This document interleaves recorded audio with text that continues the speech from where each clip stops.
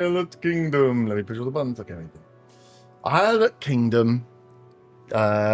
Midday. We've just got a little spy, a little espionage, a little what's the word? What's the word I wrote down? I can't remember what it was. I wrote something down. Some spy word. We did a spy word beforehand as you were spying on the barracks. As you've been getting to know the Islet Kingdom, making your way with the help of Preacher and Glenn around the capital city of Regan, the country in the south.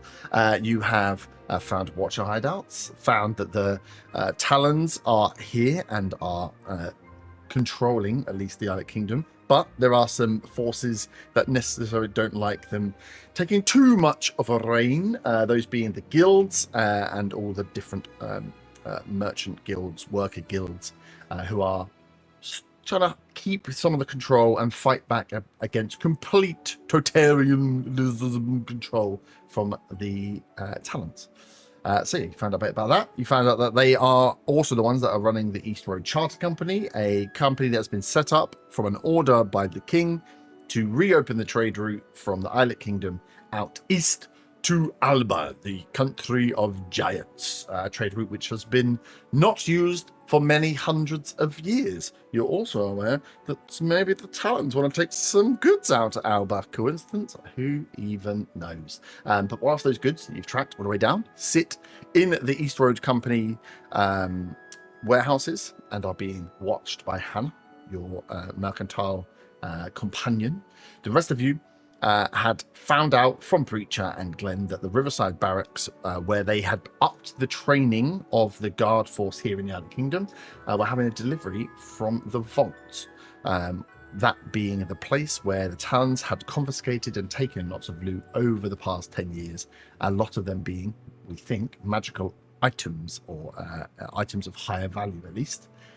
And you guys trucked it through. Of course, met his Githyanki friends who are inside and training some of these guards. They seem to be training this new breed of guard, Talon Guard or King's Guard, who are wearing these like deep dark purple or bronze outfits that are shaped a little like dragons, dragon heads and leather armors, which you also had seen have the ability in some instances to give them a glide or a fly speed. And they are being trained by the Githyanki in hand-to-hand combat to make them a little stronger. They are also, at the same time, training with firearms, as Kos met a trainer who is teaching another group of guards how to aim, how to fire, how to load these rifle or blunderbuss-style weapons, which need black powder and clearly have some mechanics that need to be worked out in them, as they are a little bit fragile. One of them nearly blowing the finger off one of the guards that are there.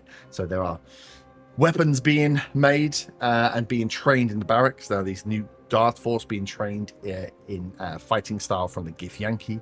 We know from Zilna trucking parts that there are large automaton parts being built or used in these larger automaton machines, whether they be suits of armor or true automatons being made in the Palace Ward, we do not know. And of course, there is a big thing happening at the Ring in the next day, where the rumor has it the king's brother, the man that sent you all or nearly all of you off on your tasks many moons ago, has potentially been captured and is potentially being executed. Them's be the rumors on the streets. So we come back as you've just finished your scouting of the Riverside Barracks. You had confirmed and seen that the goods had made it and had been delivered into the Riverside Barracks, and they are sat within the workshop, where there is a gnome who is currently working within that workshop. They have been delivered safely. You've all left and made your way back to the steps, back to the Church of Istra.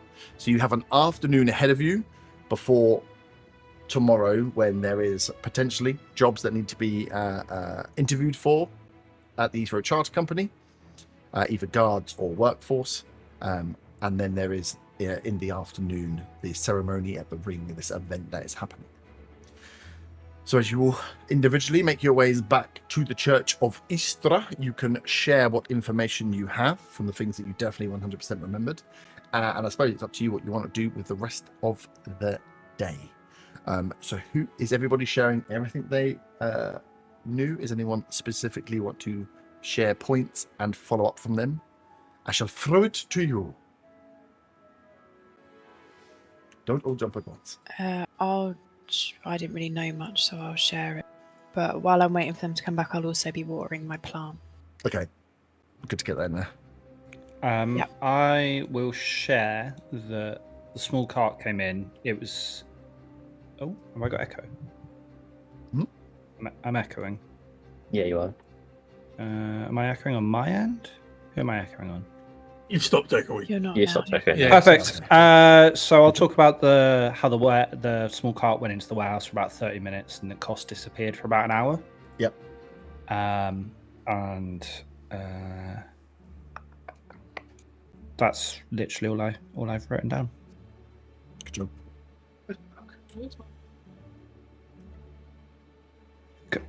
I'll wait for everyone else to think before I question costs. Mm-hmm. Yeah, we didn't really get much else from up there, did we? To be honest, we kind of. Yeah, you just seen the work and the scene cost moving around from top down map.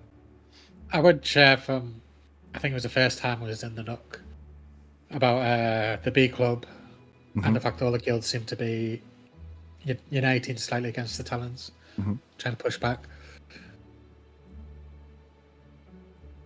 They don't particularly. Sorry. Just going to say on the guilds, they don't seem particularly impressed with the Talons as guards from when I spoke to them at the East Charter Company.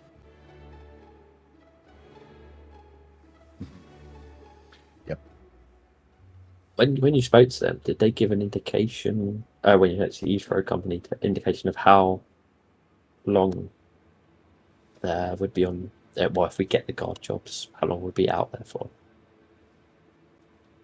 I think we did. I think that's they how did. It was a couple of days, right? It was like No, I think it's a bit longer. I'm looking at the thing, but I can't remember if I said it was going to be longer. I know the workers were going to be because I think I asked because the workers were months. Yeah, so I think the journey is like a week and a half, 2-week journey to get the wagons out to the latest point on the road, because where they are is they're getting quite close to Alba now. So I think it's about 2 weeks. So it'll be 2 weeks there, 2 weeks back for the traders. Obviously, stay and hand over for a couple of days, but the workers would be there for 3 months. It's quite similar to the caravan job then. That would be away and then Yeah. Except on that one, you'll come back, because what you'll do is you escort out the new work shift, stay there whilst they do a handover, and then you escort back the old work shift. Cool. But yeah, so guards will get paid a bit more, and every 2 days, you also know from Kos murdering the suspected Talon that Talons are trying to get themselves hired as workers on this with the Eastwick Charter Company as well.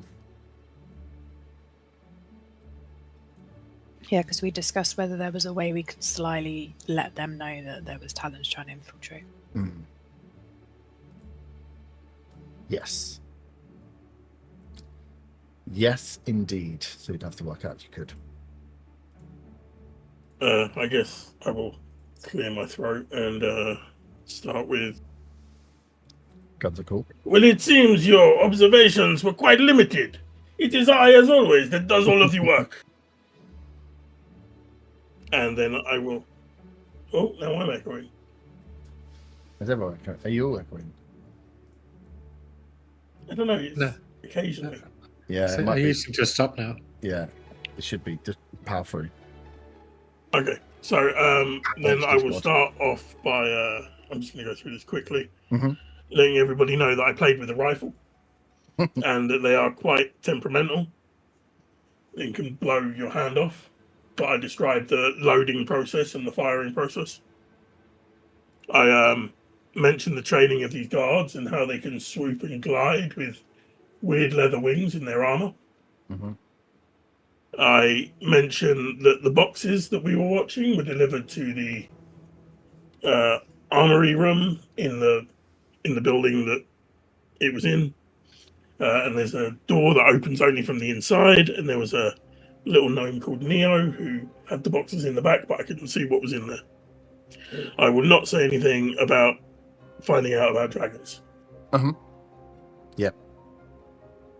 When he says only a door only opening from the inside, I said, "Well, there must be some way in, surely."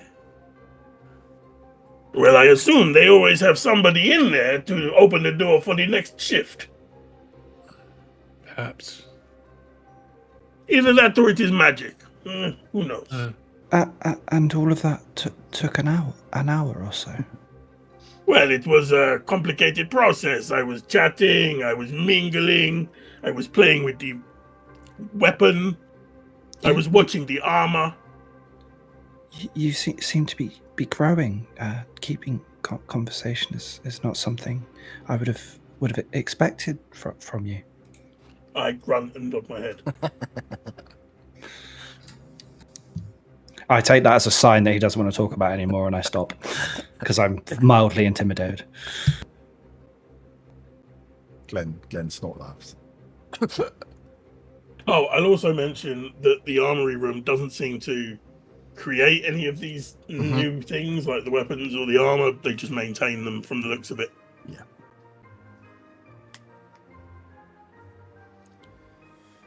Nice. Worth keeping an eye on what they do with changing over staff there then. But I would assume that the gnomes do not live on the base. They may be able to be followed. Yes, that could be something we do.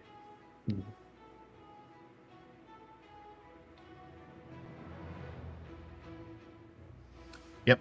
So do we have an idea for what to do next? Or are we going to wait to see how tomorrow goes first? Where's Hannah? Hannah's watching the goods. Okay. So she has not come back since. We haven't Well, it's checked only up been with the her morning. since the day before, haven't we? Yeah. She may have some more information. I could go try find her.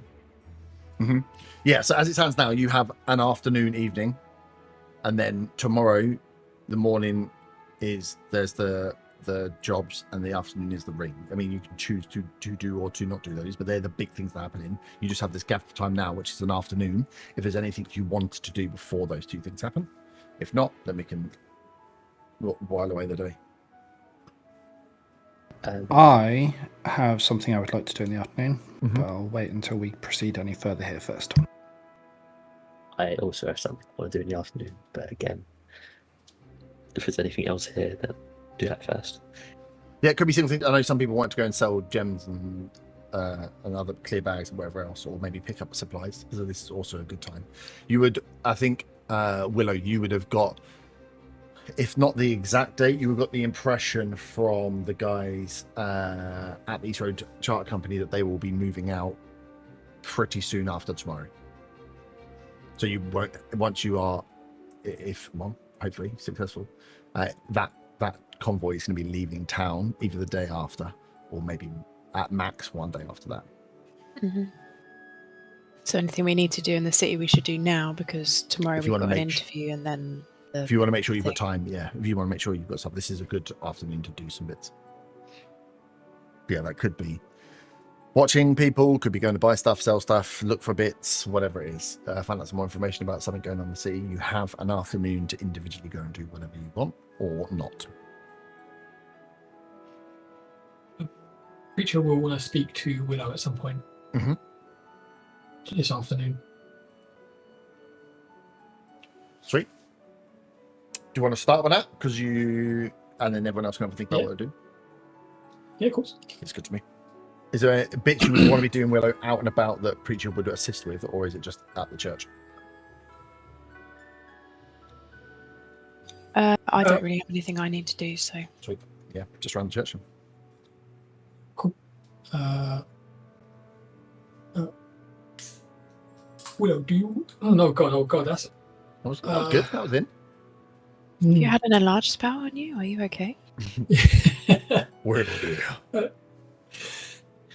Well, Willow, do you have a second to have a quick conversation about something? Sure.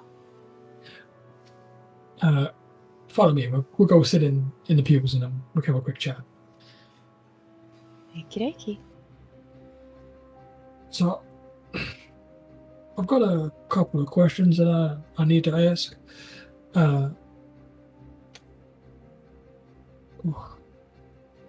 You said you've come from the north, and by the sounds of things, the Northern Brotherhood are a lot more established up there than down here. Yeah. So I was in Allhearth, working under Brant.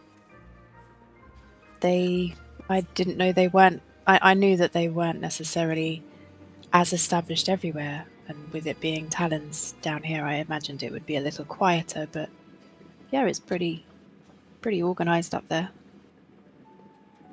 Do you know about any missions based out of Allhearth and going to the north of the continent?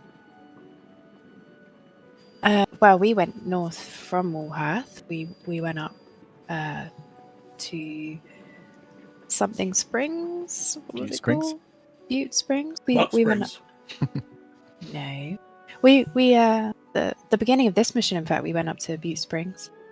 The place was an absolute mess. We unfortunately lost Thorn, who was part of the Kingsguard. He was part of this mission to begin with, RIP. But otherwise, I'm not too familiar with other missions that Brotherhood are a part of.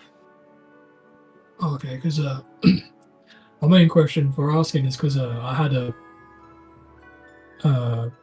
brother that he was down here with me for a while, and then got sent on a mission up north, and I was just hoping that you might be able to maybe you came across him, or I haven't heard from him in a while, and I was just hoping that you would have been able to hopefully enlighten me on his situation. And what was his name? His name was Reinhardt.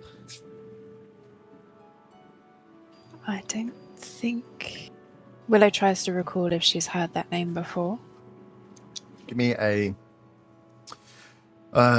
history. Feels like a weird one, but I think it is a history. It was only a 2, so nope. Don't. No. The name doesn't ring a bell. I mean, things were. It depends how far north he was, really. In Butte Springs, like I say, it was pretty much Talon territory. There were people had been captured up there. There were prisoners. We were taken as prisoners when we were there after Thorn was brutally murdered by Thunderclaw, RIP. We met people there. Even Gimbar's brother was there, who was also Brotherhood. So there's every chance he could have been there, or he could have evaded them. What was he doing up in the north?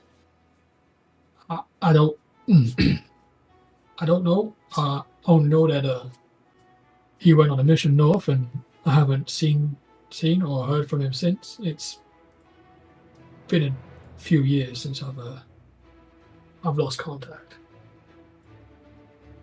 Oh, I Do see. you by any chance have a way of contacting the Brotherhood North, and if you could do me the favor of asking if they have any word or anything they can say, because even if I can't talk to him, it'd just be nice to hear that he's okay. Sure, remind me of his name. His name is Reinhardt.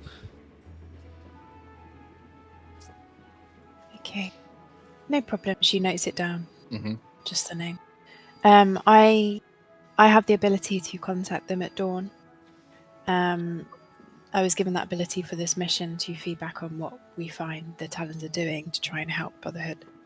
On our mission so far, unfortunately, we have run into some trouble, and they did find out, the Talons, that I was Brotherhood. They kind of guessed. So the Talons are already aware that Brotherhood were looking into them. So For your brother's sake, I hope that he has not declared himself as such. No, he's got a good head on his shoulders, and he's a good father, so he can take care of himself. He's very Does he- much like you. Ah. Does he...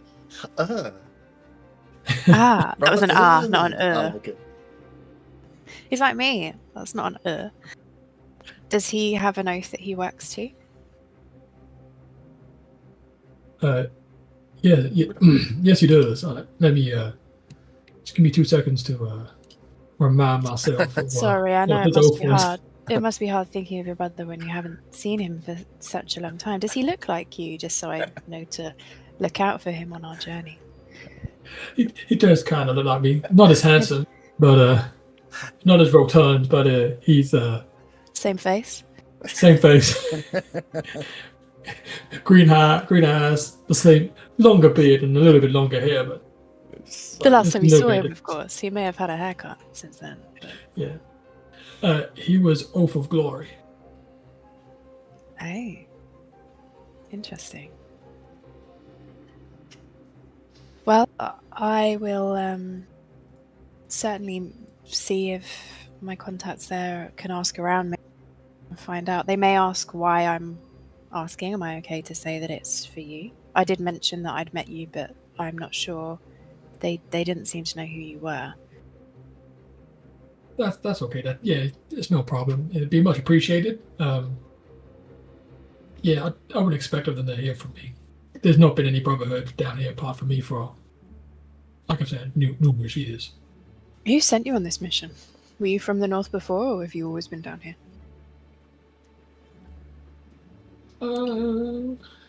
I've always been down here, or from this area or the continent.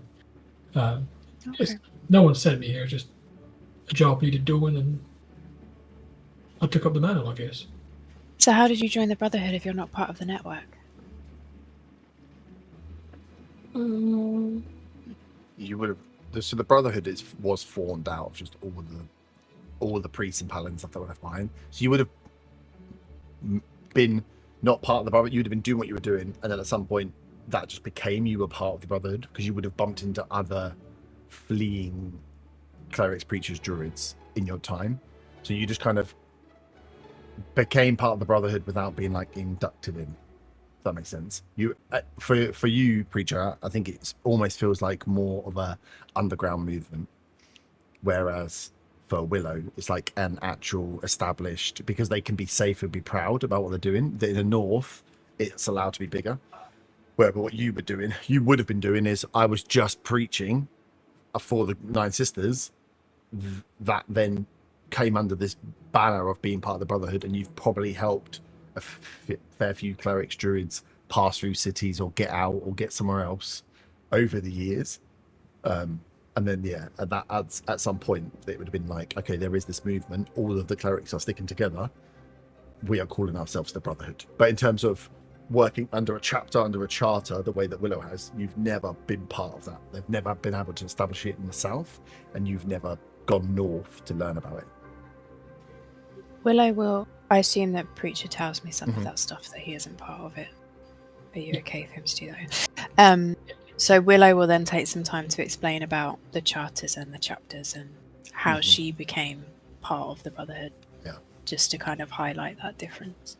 Would be an interesting one, Reese, for you to think about for Preacher, because your knowledge and being part of the Brotherhood is like doing the good deed, doing the deeds you always did as a preacher, but you're under this banner where actually what you're saying is everyone's accepted, everyone should be looked after, we preserve all faiths, and it's like that's a message that makes sense. What Willow's explaining is like a company and a structure being placed on something that you like worked for it as an ideal, and what Willow's explaining is like, oh, there's like a guy who's in charge of this area, and there's a guy who's in charge of this area. And it's like, why is there all this admin and bureaucracy on top of, why can't we just do the good deed? Like, why does it need all this stuff in there? So there's a bit, I don't know how Preacher would think about it, but there's a juxtaposition between 6, 7, there's a big difference between what you are doing and believe and then what the Brotherhood are doing now. They still believe the same ideology, but they've built all this additional gumph over the top of it. Okay. So it's just one for you to think about. Yeah. I think simplicity would just be better. Like, Mhm. personally, like for Preacher, he wouldn't really. Doesn't need. Yeah. Does he He say just does that? the good deeds. Yeah. He will be like, doesn't understand why there's all these separate parts when it should just be Mhm. spreading the faith of the 9 sisters, or the 9 gods, sorry. Well, and I mean this with the greatest of respect, Preacher, but it seems to be working in the north by having that organizational structure. It That's fair. taught me to do what I'm doing. They have got missions to try and infiltrate and find out information. I mean, I understand you and we're on the same mission of faith, but I've only ever known that. And for me, the Brotherhood took me in at the worst time in my life and have made me who I am now. So maybe when we go north, if I don't know what your plans are after this, whether you're planning on staying or if ever you're intending on coming north, maybe I could introduce you to the Northern Brotherhood, to Brant at least. We have a bastion up there, and I speak to Jax, who's one of the clerics who is helping run it while we're away. Maybe he could explain it a bit more eloquently than I can. Yeah, that'd be much appreciated. And, it'd be nice to actually be able to see how things work, because you can't really do any of that down here at the moment. Yeah, There might we have have. been something like that. We do have barracks up there to help protect the area. We also have a sanctuary, I think. They're really focusing on creating holy symbols at the moment to try and help spread faith, but I can certainly ask about your brother and have a think, if you want to stick with us. I'm always more than happy to introduce you to the others. It would be nice to have a group to go north with, if I do need to go find my brother. Of course. Where there is faith, there is no fear. Nice. And she smiles. Sweet. So you guys catch up. Yes.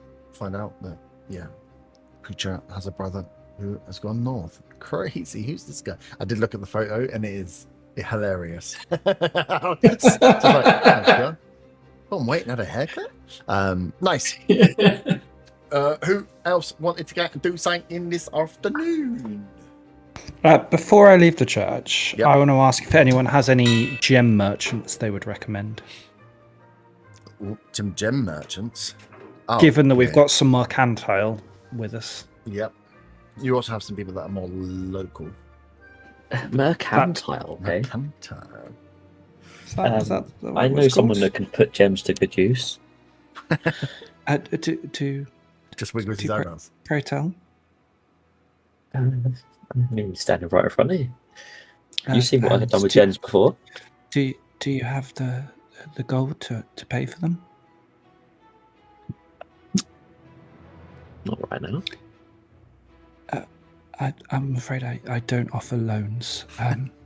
Is there a shop you would recommend, and you can buy them there at your leisure later? I mean, I it's my first time in town as well, so No, you don't have any connections, or I can ask Hannah when I see her. But We traveled here on a boat with a jewelry merchant. I was doing my job of protecting the boat. It wasn't the time to sell things. There were hours and hours of downtime. Well, it's too late now. And I'm going to head sure off. that Gimbar and Willow may know where she went if they came down with her. I'm gonna go for it, and I'm just gonna head towards the merchant district. It's the one in the northeast, right? Yeah. Yeah, Yep. I'm gonna head there. Yeah, the Merchant Street. Nice. I was was just go gonna- with him so he does not get robbed. I say I wanted to head that way anyway, so Do I will well, come please. with you. You said you need gems, don't you? well, I'm not saying need them, but if people You are have a offering them use. out, You can use them. I mean, you've seen what I've created. And I didn't Some of that- realize it's gems. Didn't realize you needed gems for that. It's a good resource for activating this kind of magic power Conductor. energy. I hand him the gem I have. Sure. Yes. I was only going to sell it anyway, but if you have use for it, then you be better used with you. Thank you. No problem. I sigh, and I also pass him my gem worth 100 gold pieces. I keep my gem in my pocket. My precious. I will journey with you into the town. There is I still something have, I want to see if I can find. it's fine. I still have things to sell. I'm still heading over in that direction. I will join you. Sweet. Can I ask Reacher where the best library in the city is? Best Wait, library. Cos can read. I, walk I around assumed with his my own monster. book. I assumed the monster manual was just loads of pictures. How It's a dare scrapbook. you. My friend, just like Charles drawings. You can Stick figure with wings. bet define. Yeah, this is a dragon. Define best library. The one with the oldest collection. That would be Preacher, you would know that would be the one that is on the back end of the Grand Cathedral in the island.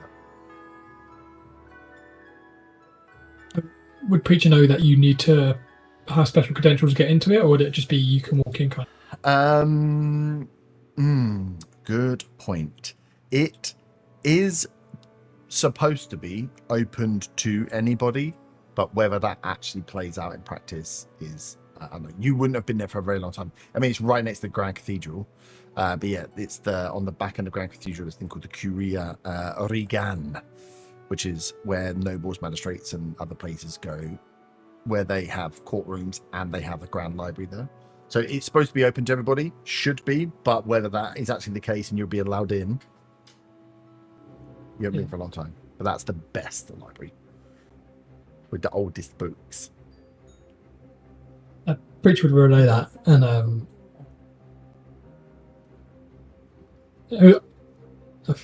he'd explain that he wouldn't be able to go, but Glenn can show him the way, maybe. Yeah, gonna be able to show. That is no problem. I shall visit it. Yeah, Glenn, when he's looking at you, he'll be like, I would recommend that. I don't think they'll let you in with weapons. They never used to let weapons in, and they kind of frown upon it. Anyone in armor, because they assume you're gonna have a weapon or start a fight. So, for best, do you have anything else you could wear other than? He just looks at your clothes. No, I have no other clothes. I will Okay. leave my sword. I do not need it. Okay, we'll get you. And he goes off and like ruffles through to find one of like Preacher's old, slightly more a cloak with a bit of a design and a little bit of color to it. No, not fancy by any means, but fancier than what you would be having as a traveler's cloak. He's like, well, just try this as well, and then maybe that might be enough. Will it fit over my armor? Yeah, I'll it's put just it like over the armor.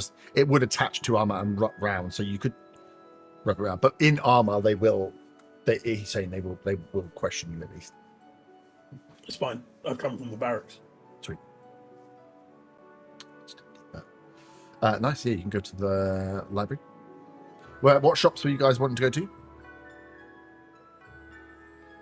I want to try and see if I can find a sort of similar to the bakery, family-owned sort of coffee shop.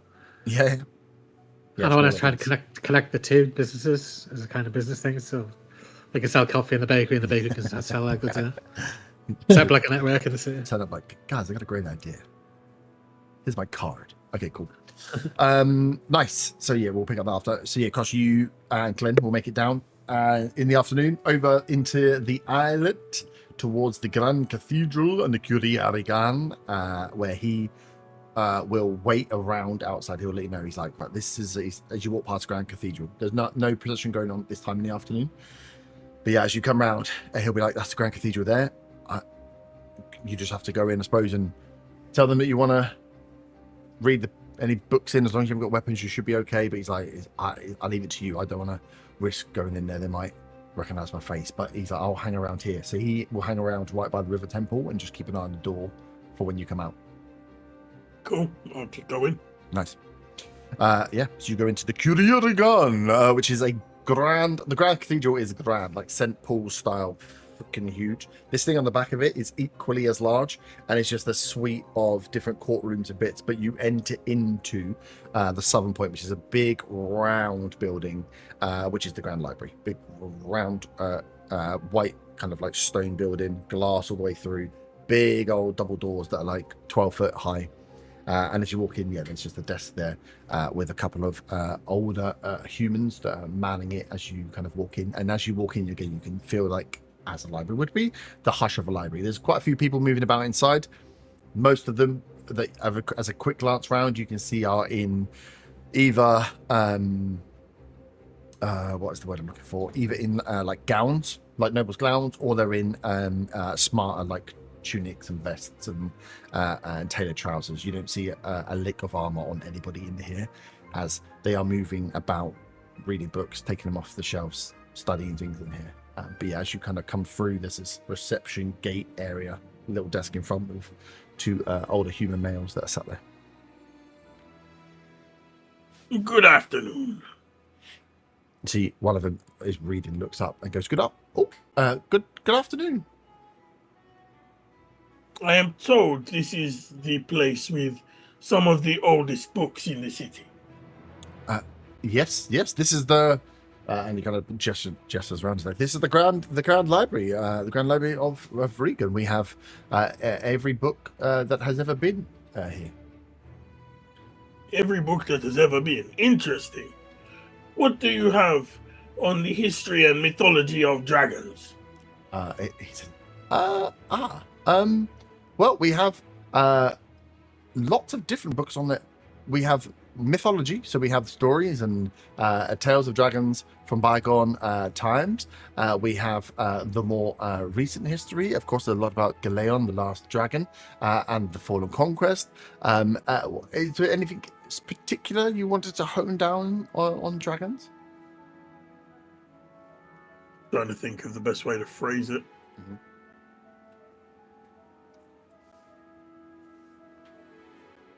I am interested in tales of the more esoteric properties of dragons. Some of their innate abilities. Mm-hmm. He's like, okay, so we're talking more in the nature, biology, the sciences. Yes, and then he, you can see he starts like whittling through cards, and he's like, yeah, and he like moves a few over. They have this like this huge like Rolodex thing that spins and has like a few layers as he's finding bits through. Pauses for a second and says, have you been here before?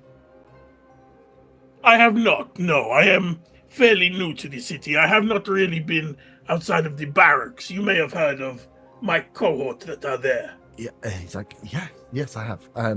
Okay, that's good. Give me a persuasion check. Be low DC.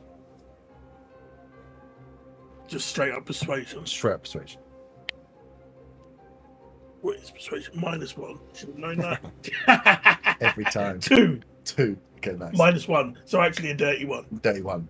So yeah, as he's getting excited and going through and be like, oh yeah, of course we got this book. He stops and he's kind of like, and you're here to look for dragons. We just haven't been given. We weren't made aware that you would be coming in. I'm just trying to think if that And you're aware that you can study the books in here, but you have to leave the books here, and then he's like, maybe we should have some That would be no problem. Tell me, should my commander have put in a request for me to come here first? Do I require permission?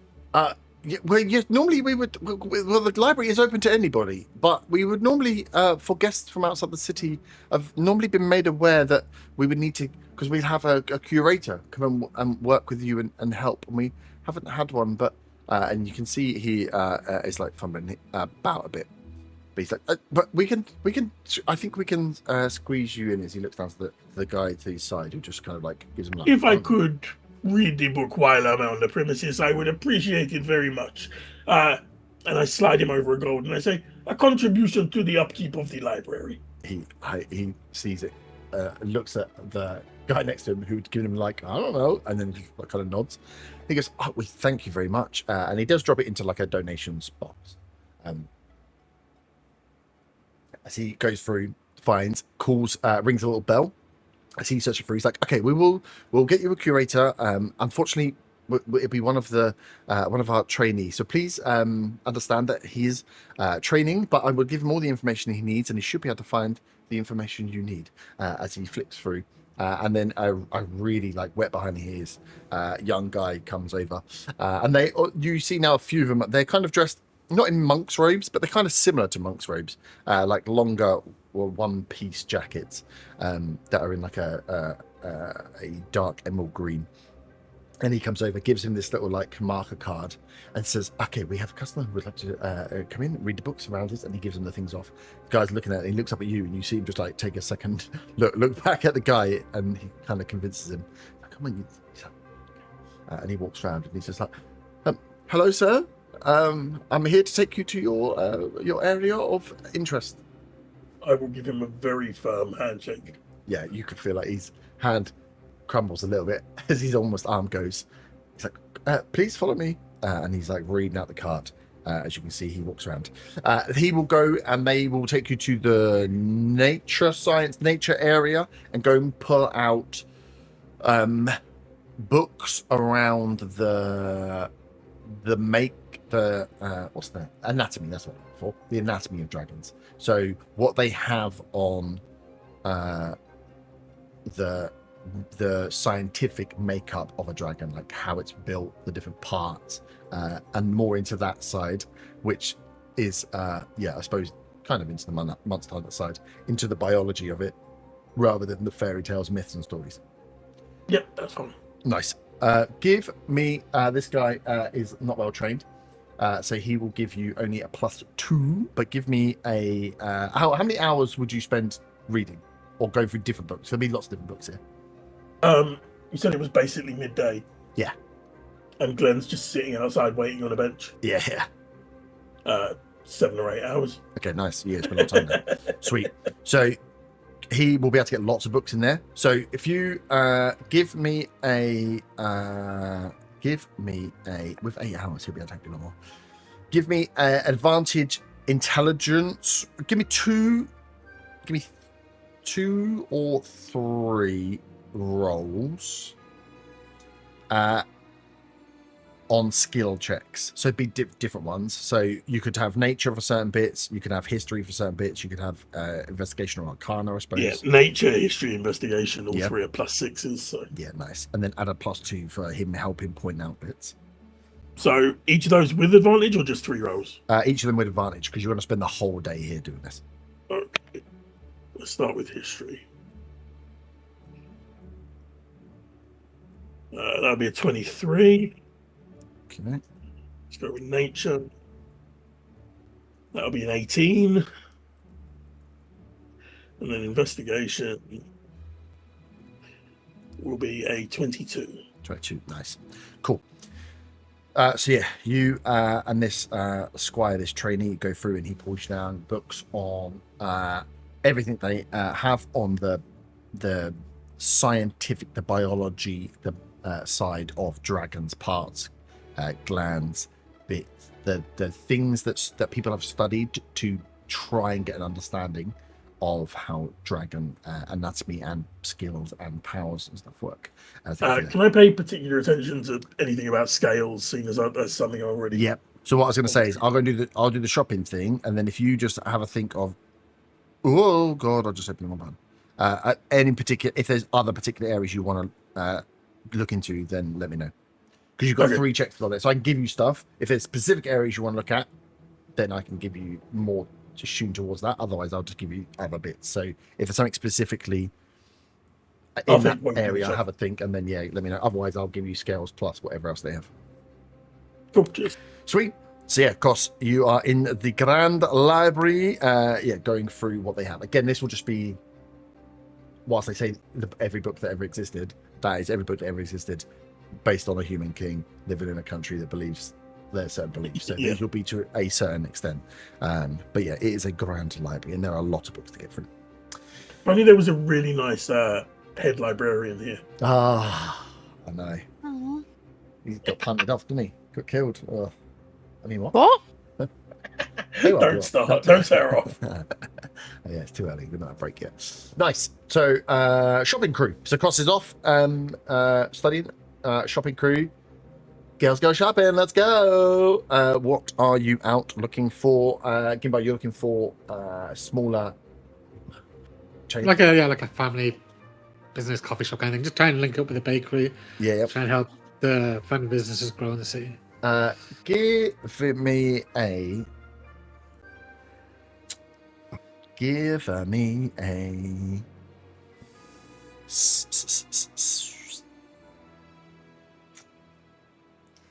I would say either I hate these checks sometimes because they're no good. I would say either perception or insight. Maybe even survival. I would push out to be like, where would these things be? Where would I run into someone I'm looking for, rather than just aimlessly wandering the streets? Is he telling us he's looking for these things?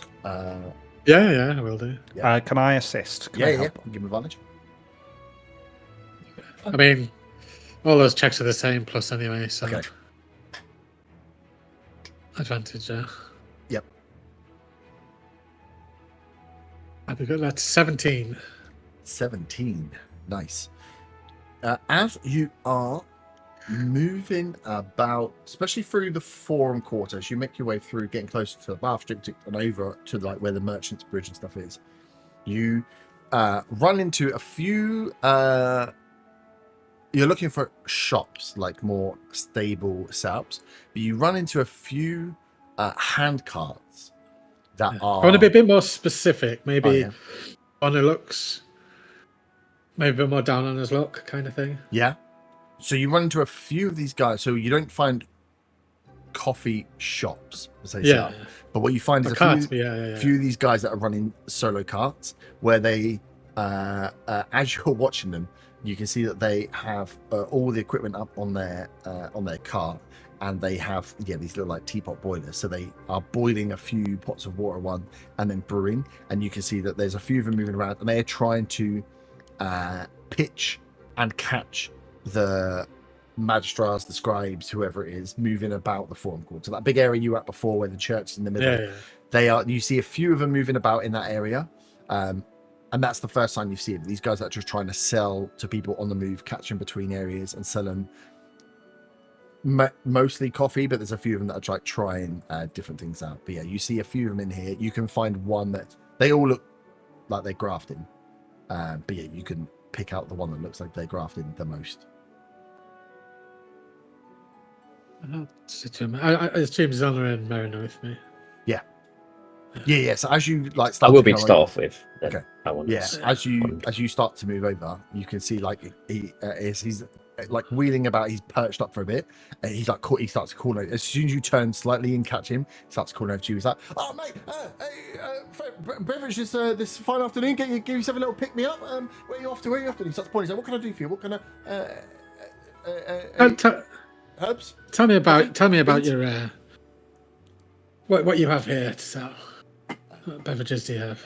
He's like, I can do anything you want. I can do a mix of things. Like we've got the fresh brewed coffee here, fresh beans, ground out this morning by my own fair hand. He's like, we've just got the boiling water. If you want something more leafy, something more herb based, and he looks at the end. He's like, we've got from fruits, we've got some berries, we've got some tea leaves. Tea leaves? Would you like tea leaves? He's like, I can do a little mix. He's like, Where do you get the ingredients from? Are they local, or do they come in to the city? Yeah, some of them come into the beans have to come into the city, but most of our stuff comes from only as far as Easterbull. But the leaves and the plants themselves, a lot of these I've grown myself. You grow them yourself? Yeah. Oh, he's like mint's beautiful to be grown. You can grow in any space. Let me try a mint tea. Yeah. Goes, And I asked Marilyn and Zilla if they want anything. You want a drink? I'll buy. Yes.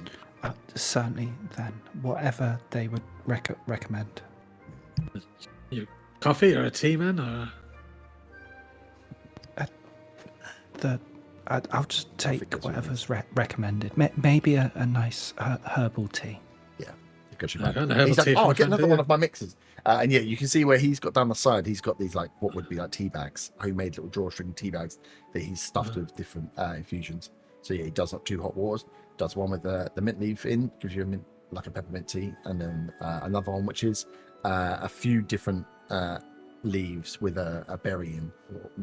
And he's like, up to you if you want to stew it for much longer, but he said that. Well, what would you recommend? This is your expertise. How long would you recommend? All down to taste. I tend to just leave the bag in there until I like quite a strong flavour in my drinks. And it keeps it going over time.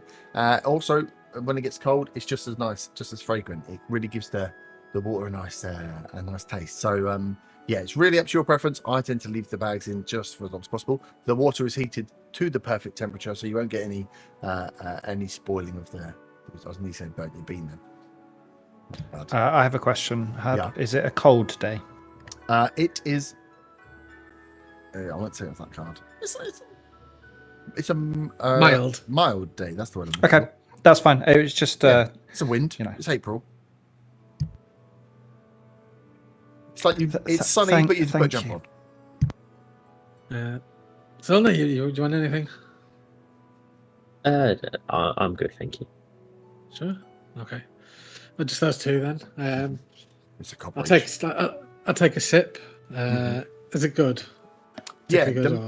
The mint is in, and he kind of watches as you take a sip. Kind of waits to judge for your thing. He goes, when you like take the sip and come back, it's a very strong mint taste. And he goes, oh, he's like, come here, and he goes, if you don't mind, just takes your cup and then squeezes like a little drop of like lemon in there. He goes, that might just soften it up a little bit. Try that now. Oh, that's nice. So you've been doing this long? Is it something you started? Is it a family thing? Well, no, it's something I started.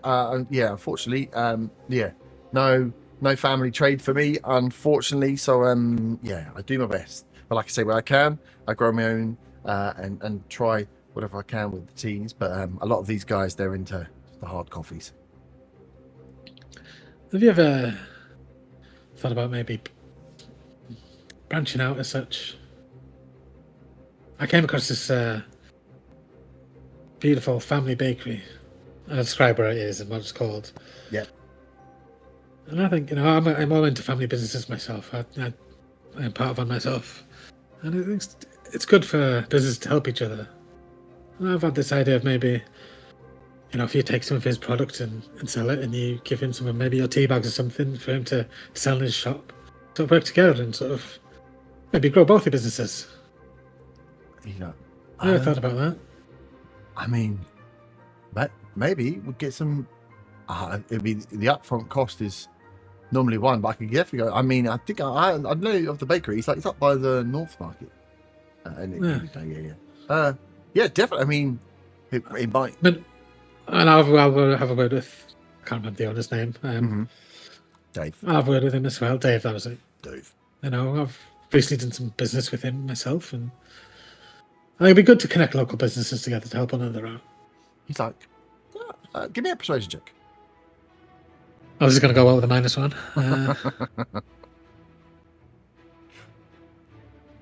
That's 11. 11. You can see he's like, I mean, if he's willing to do that, then yeah, I can definitely sell. I mean, he's got some beautiful baked goods. Your drinks, fantastic, refreshing. What I've had. I see you're passionate about your business.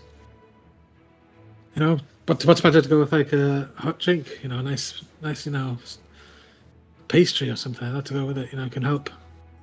Send you out from the other vendors in the round. He's like, I love the idea, mister, but yeah, like I say, if you have connections and you can grease the wheels, then yeah, I can definitely go and speak to him. But I mean, it's a long shot. I would assume his baked goods are gonna sell for a little bit more than my teas. But yeah, if you think you can help in some way, then I'm open to options. How much do I owe for the drinks? It's like it's a copper each.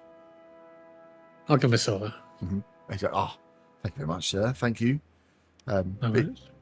But yeah, I mean, if you speak to him, I'll have a something word for with me to him. go over, What's your name? Randall. Randall. Gim. So Nice to meet I'll you, have a Gim. word with him, Randall, and put the idea forward. Yeah. We'll see. I'd like to say I like to. You see all these big fancy businesses and this that, and the other, and it can be a bit hard for the family trader or the solo entrepreneur like yourself. I'd see those businesses flourish. So, Well, yeah. I'll go and have a word with Dave. I'm here, so I'm here every day. So yeah, if you want to pop down and you think that's open, then I'm willing to listen. Yeah. Well, thanks for the drinks, Randall, and we'll see how this goes. Thank you very much. So have a good day, gents. Here in our fine city, as he turns to try and find the next customers down. Nice. Randall the T-Man. Sweet. Did you pass through the Forum Quarter? There was some nice fragrant teas on hand.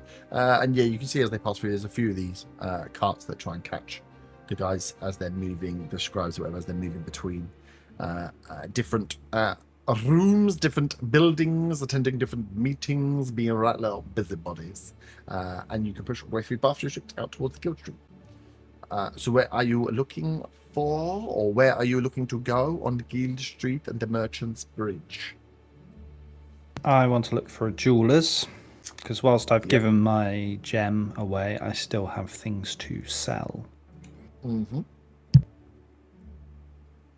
There are, yes, so the Guild Street itself is like the headquarters of the guild, but the Merchant Bridge will have jewelers on it. As you get through towards the Merchant Bridge, you can see, obviously still, it was only a few days ago, that one of the shops near the front end of the bridge is it's like burnt. There's like scorch marks around, and you can see that it's been exploded. That was a jeweler's, but there will be others on that street that you can go and find. But yeah, as you come around the corner to go onto the Merchant Street, you're greeted by this small shop front that's just been blown out essentially by a fireball, which is where Gim Bar and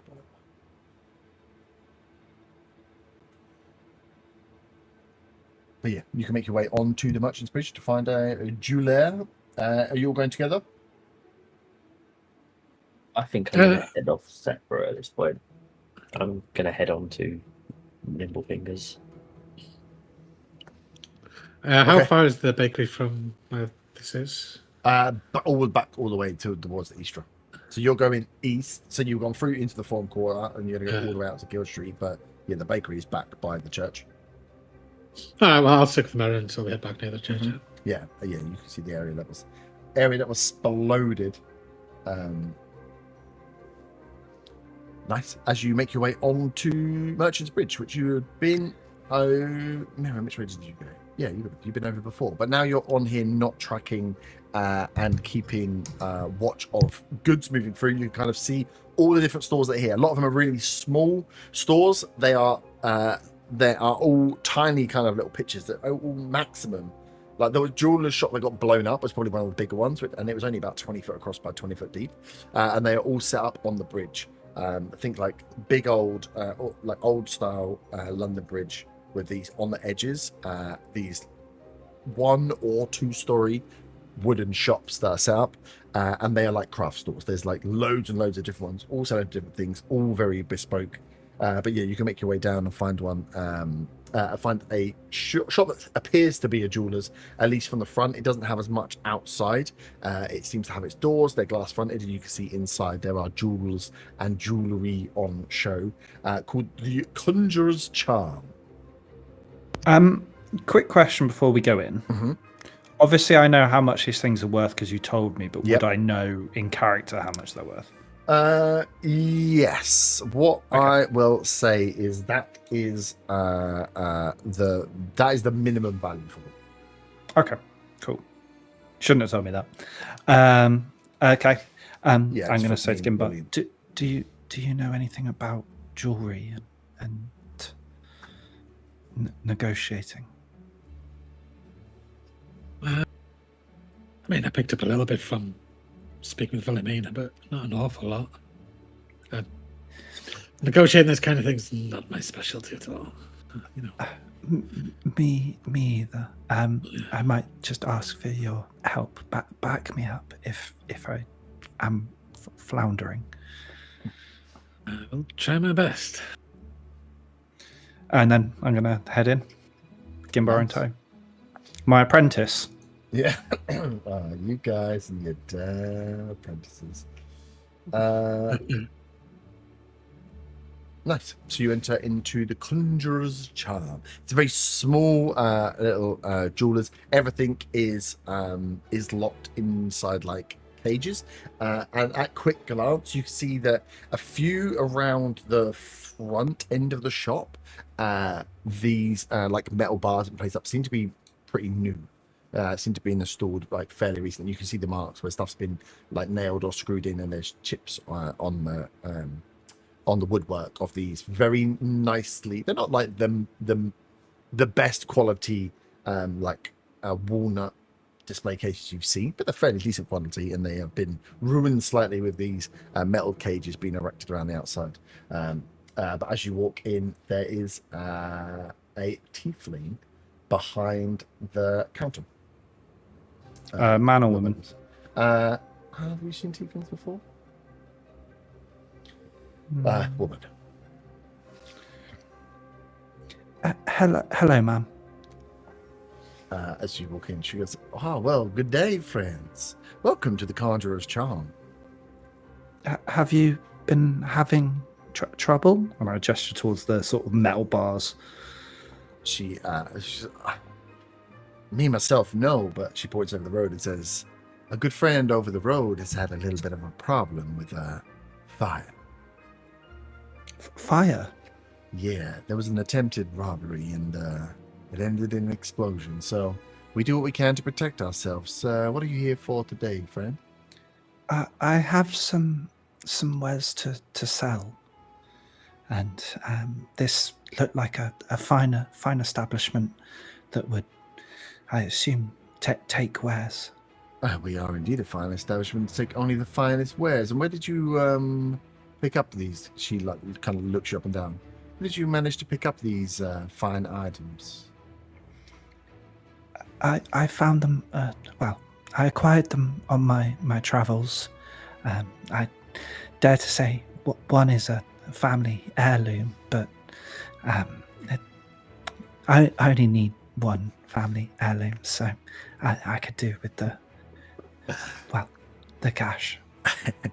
Give me a it's a deception check. It's not your family heirloom you're selling, isn't it? No, I will help. no. I will help him with this. It is a 900 gold sapphire wing. Sapphire ring. That's about sapphire wing. That is a 19 on the deception check with the help. 19 on a deception check. Okay.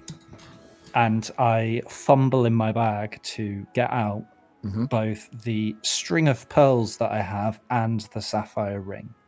Nice. She on them. You presenting them, and her kind of looking you, essentially inside checking you, judging you. She's like, please come forward. Let me have a look. And you see that as soon as she sees the glint of the sapphire ring come out, she's very excited. or her interest is at least piqued. As she gets a little golden spyglass out and starts inspecting them as she goes through. She says, "Oh, family heirloom, you see. Tell me more. Where is your family from, friend?" It was my mother's, and well, as you can probably see, I'm not from round these parts. It's from. Bear with me. It's got to be. I have to have written it in my backstory. Where the hell is it? Sounds like you don't know where you're from, friend. How have I not written where? Hold on. Regard. She gets it out. She's going to investigate it. Okay. She's like, I can see that it is indeed a genuine piece from the Underdark. Then you, from the Drow people. And she's like, interesting. Don't see much. I have from, travelled far. Oh, sorry. No. You tell me more, friend. Tell me more. She's like, and you're looking to part with it because you need cash. Just to to help with my ongoing adventures. Me and my friend here, gesturing to Gimba, we're heading all round the continent. Okay. And Can I insight her at this point? I'm sorry to Yeah. interrupt. Just to see if she recognizes me from a particular incident. Oh, fuck. 7. You don't get much. You can see that she doesn't. She isn't paying as much attention to you. You have not provided anything of interest, but you can see that she is. You can see that there is a game that is being played, with no words between Merrin and this shopkeeper here. But she is trying to work an angle. But yeah, with a 7, you can't work out. You know she's not really looking at you, but you can't work out what it is she's actually trying to get out of you.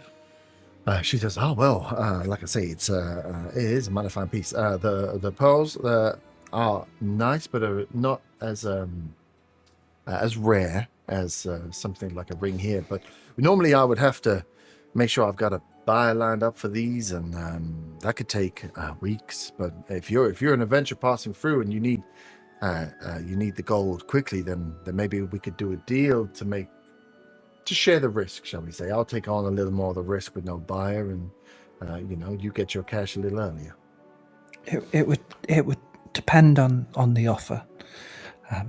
Whilst an extra bit of cash would help the journey, there are other towns and other cities all round Aisling.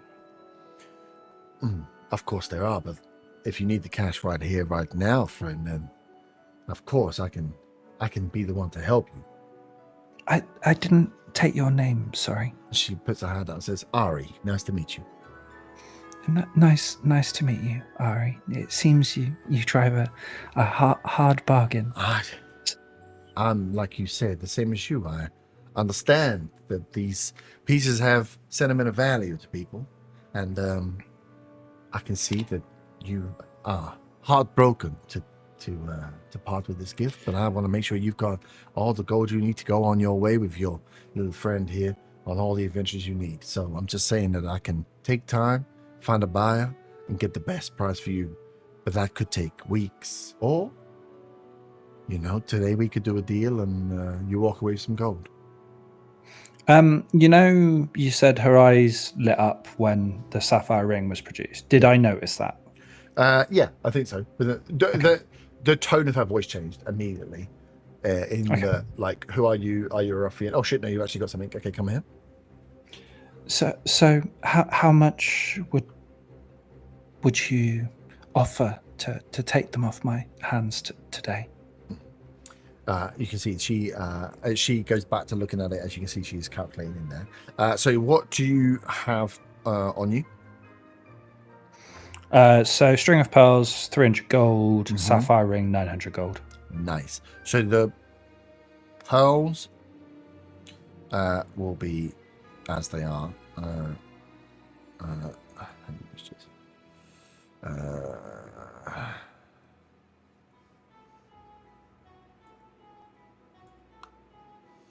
She will she will go. She was as she's kind of appraising the ring. She'll say, "Unfortunately, these pearls, as beautiful as they are, I can only offer you the going rate for them, and that'll be 300 gold." She's like, "This ring, I can understand it's got a little sentimental value for you, and it is a very, very fine piece." She's like, "I can offer you 945 gold for this." Could you? That's most kind. Like I say, I'd have to take on some of the risk of not having to buy immediately and tying up a lot of my capital in such a time when there is all sorts going on out here, so close to my door. So you can understand the risk I take with these.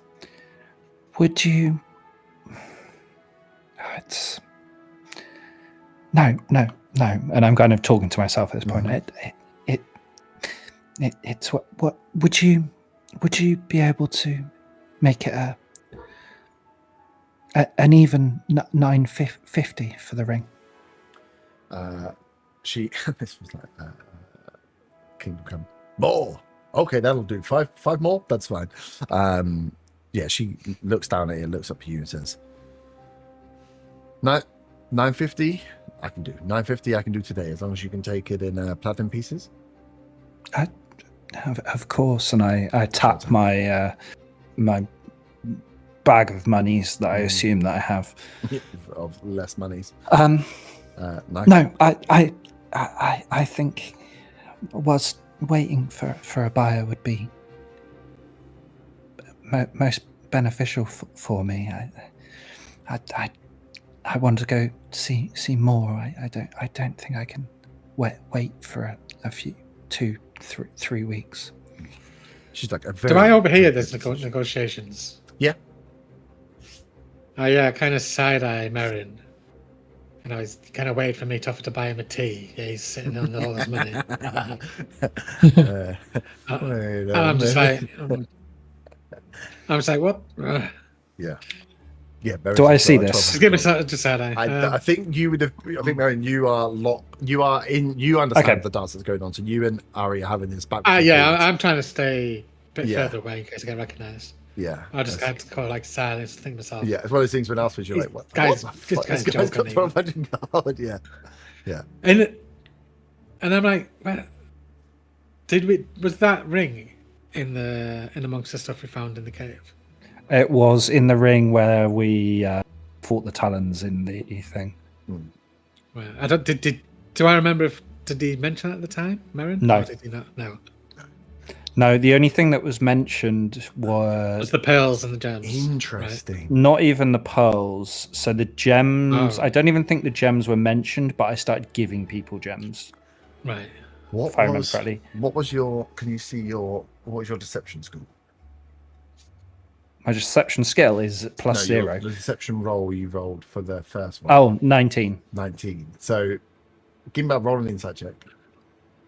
Because if you never said about it, and you just said you're set an heirloom.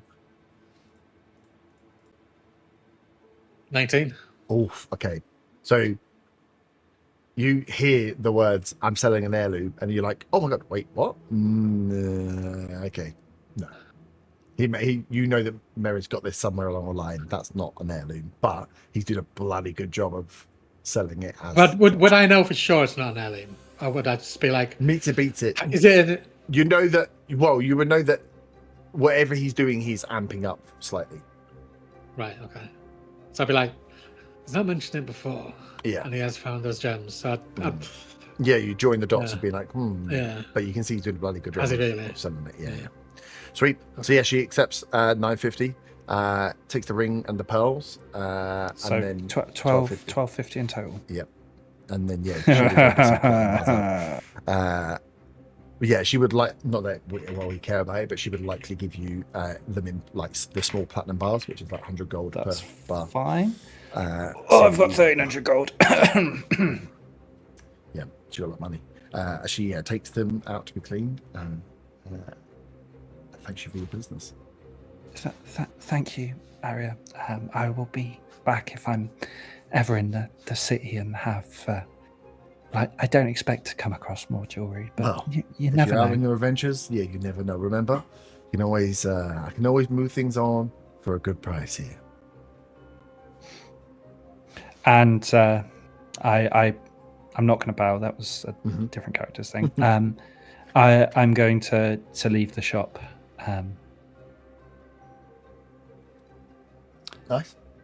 And as we get outside, I'm going to turn to Gimbar and I'm going to hand him 5 platinum. Woof. 500 Bonjoulis. No, 50. Oh yeah, one's wait. Say one's 10, one's 100. No wait. It all goes One's down. 10. 100. One's 10. No, one's 10, right? It says 10 on Yeah, 10. the Oh, right. managed It's 10, coin 10, 10, thing. 10. It's like 10 copper is 10 gold is 10. It's 10. Yeah. Yeah. It's 10. Yeah. So I'm going to hand him 5 and I'm going to say, that was your share of the pearls. Thank you. Pearls? The pearls I just sold. I didn't know you had pearls. I know you had some gems. Oh, well, I'm not even trying to be deceptive here. Yeah. To be clear, I'm just like, oh, did I? I didn't realize I didn't tell you. And the ring? That's a family. Was a family heirloom. I'm this one. I am being deceptive. Yeah. I wouldn't say him again on this. Mm-hmm. Oh. Would I have Well, it? no, you wouldn't need to because you already know that Wouldn't there's, it? there's already Oh, something okay. going on. Because if you failed now, you wouldn't be able to not. Yeah, I guess. No. So yeah, you already know that there's something And I- not quite right with that. Family heirloom. Right. Well, It came into my possession. I guess is the better way to phrase it. Mm. I see. Remind me to give the rest of the group the pearls money. I shall. I appreciate it. Do you have anywhere else you want to go in the city while we're here? Just that bakery I went to get the food that we gave out this morning. But I believe that's on the way back to the church anyway. So. Mm-hmm. You? I think we should get we should get more rations. We don't know when we might be in need of them. Indeed, yes. Well, when we go to the bakery and get some stuff there, we can get some stuff elsewhere. Well, if we head to the bakery, they may know somewhere where we can get something a bit more long lasting. Very true, yes. We'll do that. And we'll start heading off, I guess. Yeah, you make your way through back to the bakery. Back to the North Market is not far north, funnily enough, from where you're going. So yeah, there is market stalls there with foods and fresh produce if you want to buy some bits. I might have to go buy a fanny pack as well to keep my money so I don't get pickpocketed. Buy a fanny pack. Yeah, I'm going to look like a German tourist. It's going to be amazing. don't touch my god. And we now have a new loot goblin. Wicked. Zilna, you were heading off to Nimblefingers. Yeah. Just putting in some more shifts, or you wanted to ask some questions? Kind of a combination of two. I would effectively say to Frinda's like, oh, sorry I didn't come this morning. Something's come up and I can do some work this afternoon, but I will probably have to go away for a little bit. Some other work has come up outside the town that I kind of got roped into. So, but I'm definitely interested in doing some more shifts once I get back into town. If you'll have me, it is. And as an apology, the work I do this afternoon, don't worry about paying me for. Yeah, you can see at first when you're like, he's a bit like, and then he hears free labor and he's like, so he'll be like, well, yeah, okay, well, if that's what you need, and you need to leave, then whenever you come back, then yeah, we'll try and slot you in. But like I say, if you want to make a real go at this cylinder, you really need to knuckle down. You can't be fleeting in and out. I mean, not many gnomes get away with just fleeting around and making stuff up, other than, well, maybe Nimblefingers himself. But yeah, if you want to hone your craft, you have to do so by staying still. I know. Hopefully soon. And then he'll get you put on it, because you're in for part of a shift. It'll just be helping out with some other people. But you can give me, was it Tinker's? It was a Tinker's tool check, right? Yeah, it's Dex, isn't it? Dex and Yeah. proficiency. Yeah. Oh, that was a bad roll that time. That was a 9. Fucking stuck between a 3 and a 17, and it decided to go with the 3. Nice. Yeah, as you work on, he just puts you on a line working on some fairly basic stuff. So yeah, DC wouldn't have been super high anyway, but yeah, you didn't impress as much as you did the first time. As he slots you into a lot of the guys are like, oh, come on, as they like have to fix some of the bits that you pass them down. But yeah, you can work on the at Nimblefingers. As you are in amongst the crew guys that are there working about, is there anything you want to feed off them or off Thunder as you're here for an afternoon evening shift? I guess with the mention of Nimblefingers, we'll ask Frinder whether he comes into the store much. Oh, interesting. You give me an insight check.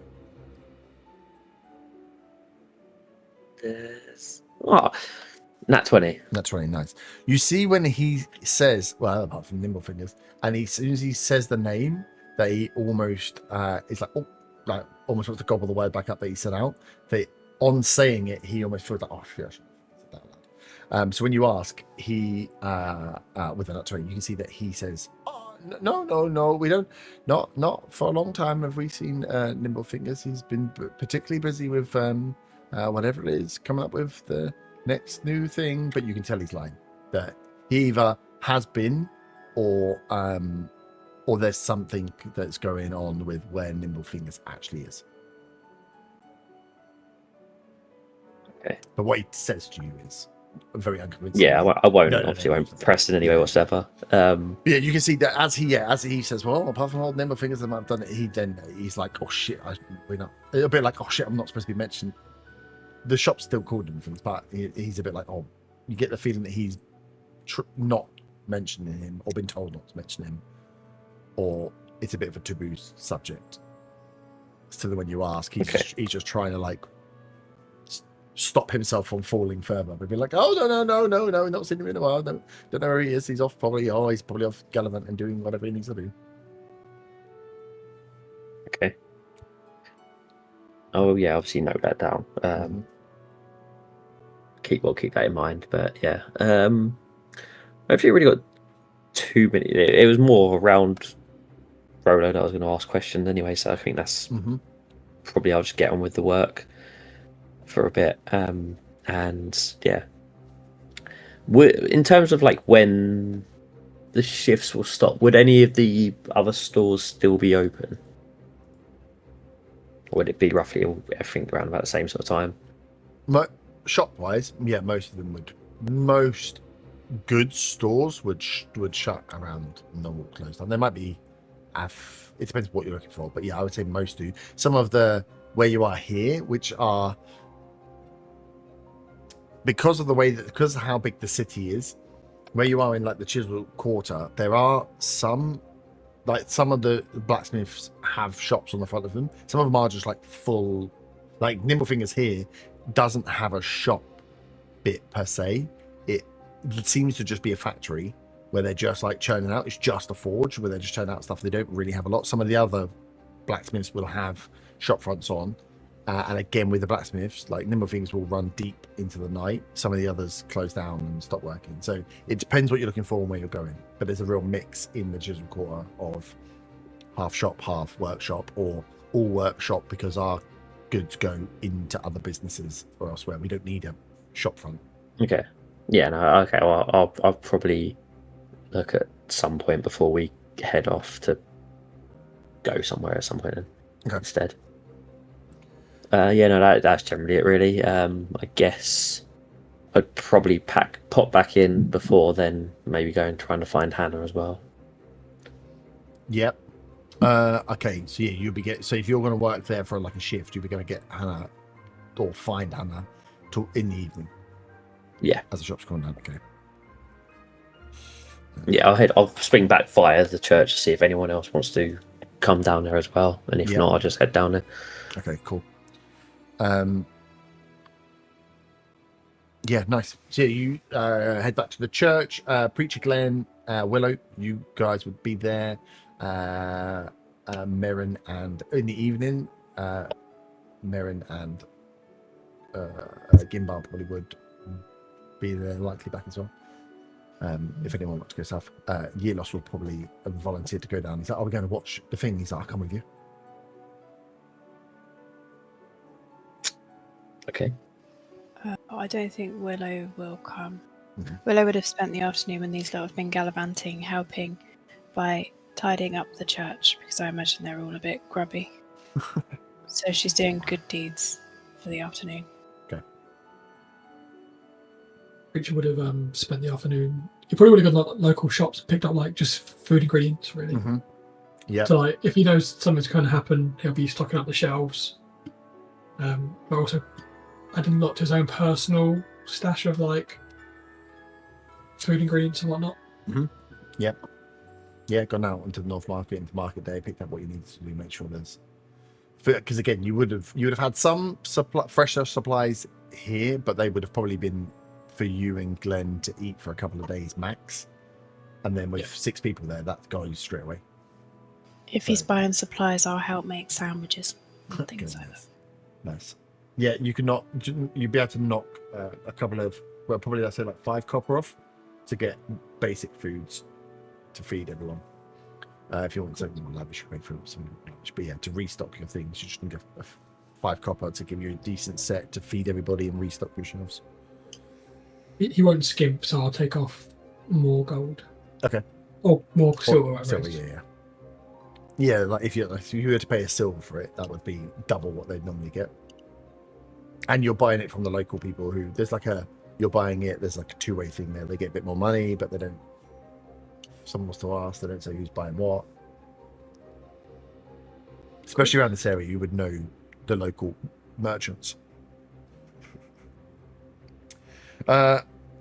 Sweet. So Zona, you want to head south? Yeah. Is it just me and Yelos? No one else coming down? I think me and Gimbal were heading to the bakery. Yeah, I wouldn't be going. Okay. Yeah. Okay. We've still got Send and Stone message together, haven't we, today? Yeah.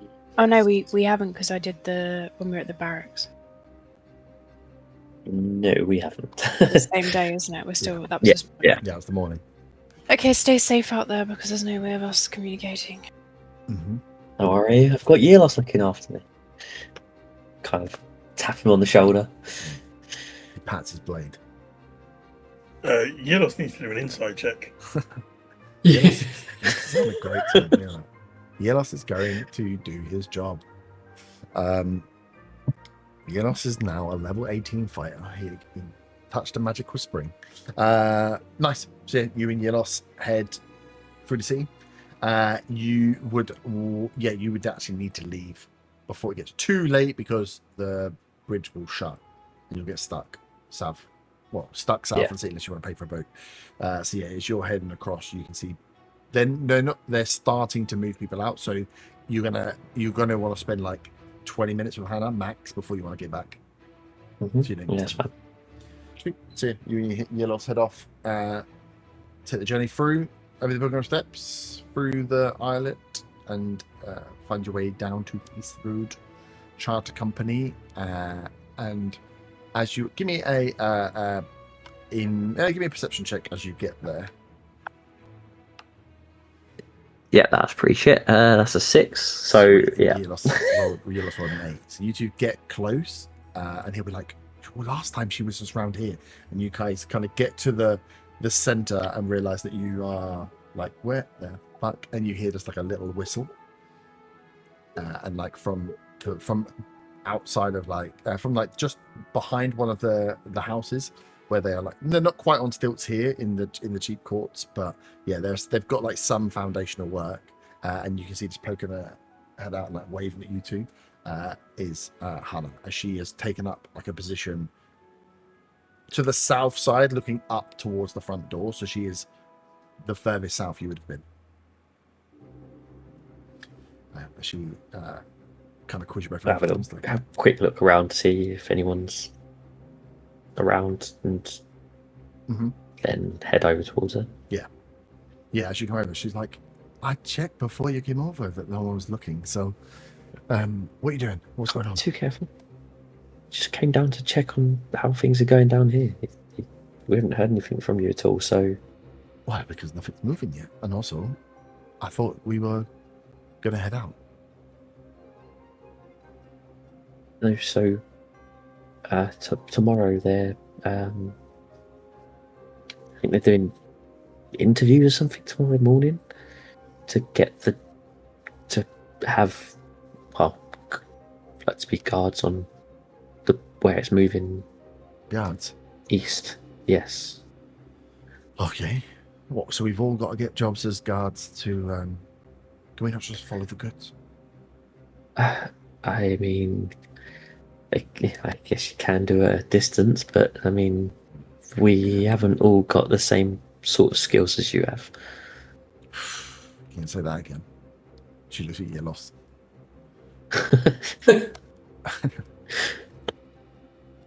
Okay, so, well, I'm doing pretty good here. As you look over, she's got like a small I'll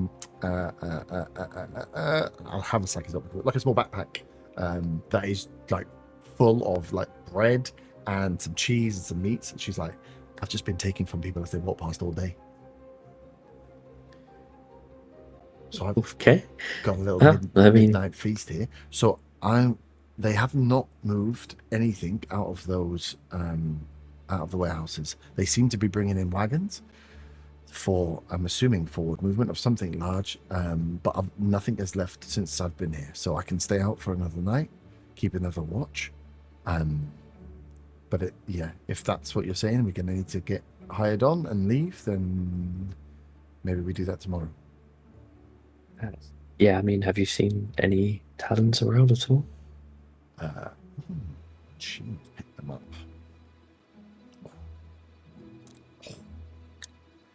Nat 20. She will say, well, there's a few. They had the first run in where they all got kicked out, or tweaked through silver funnel.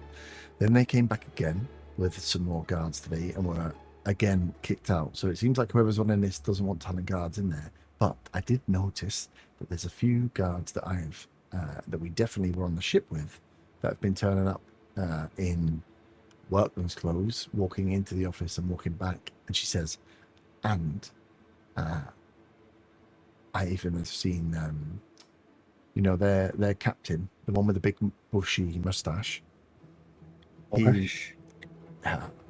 He's shaved his tash off, and he went in there, did the same thing. So whatever happened with them, he is clearly gone and had to do. He wants to follow, and if that's what they're doing is getting signed on as workers, then I think Borash himself might be joining that convoy. That could be a problem for us lot then. Well, yeah, if we're also getting signed up as workers. But if he is not able to be himself, shall we say, then that's true. It could play to our advantage also. If he doesn't want to rat himself out. So it depends. I mean, yeah, Could- I mean, I guess could be that good, also could be depends bad. on how many of them are. Get on board, yeah. Yeah. And it seems to be, from the looks of them, that they're going in as workers. They all seem to be undercover as some kind of labourer. I didn't see any arms, didn't see any weapons.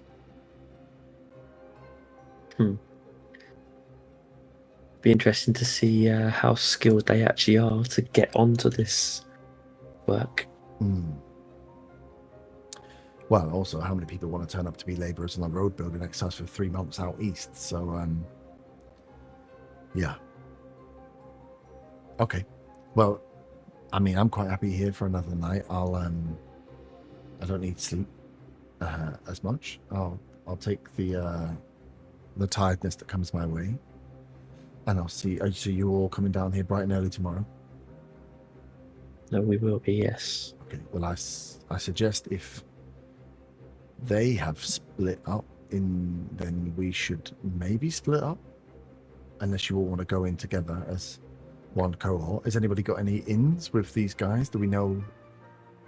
I believe both Willow and Gimbal have got some sort of in. I mean, Okay. I think it was someone that was on the boats down. Someone, the guy that we rescued, the one that was getting attacked by the hobgoblins. Yeah. She's like, I think he may well know the people running this, so okay. Well, that's good. hopefully that means we're pretty much Right. odds on to get So get in. So maybe the I should. work. But Well, I won't go ahead then. I'll wait for you to turn up in the morning, and then we'll all go from there. If you've got an in, there's no point me using my skills. If we can all just walk through the door, get the stamp, and get on board. true. Okay. Okay. Well, I'll keep an eye out for those that turn up early. See if I can tag as many potential talents as possible, and you guys get Yeah, down if you there can. as soon as possible. Okay. And then she's like, and then you've heard about what's going on the islet in the afternoon, the ring.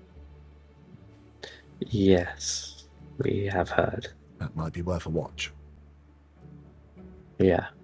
I mean, if it's what the rumor is true, then yeah. Yeah. Okay. Well, I'll see you here bright and early tomorrow.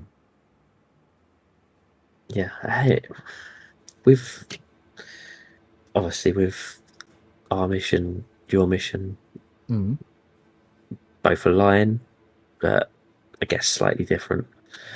What do you think? Well, I mean, if they're all getting on as workers, they're going to be left out there with all the cargo themselves. Give me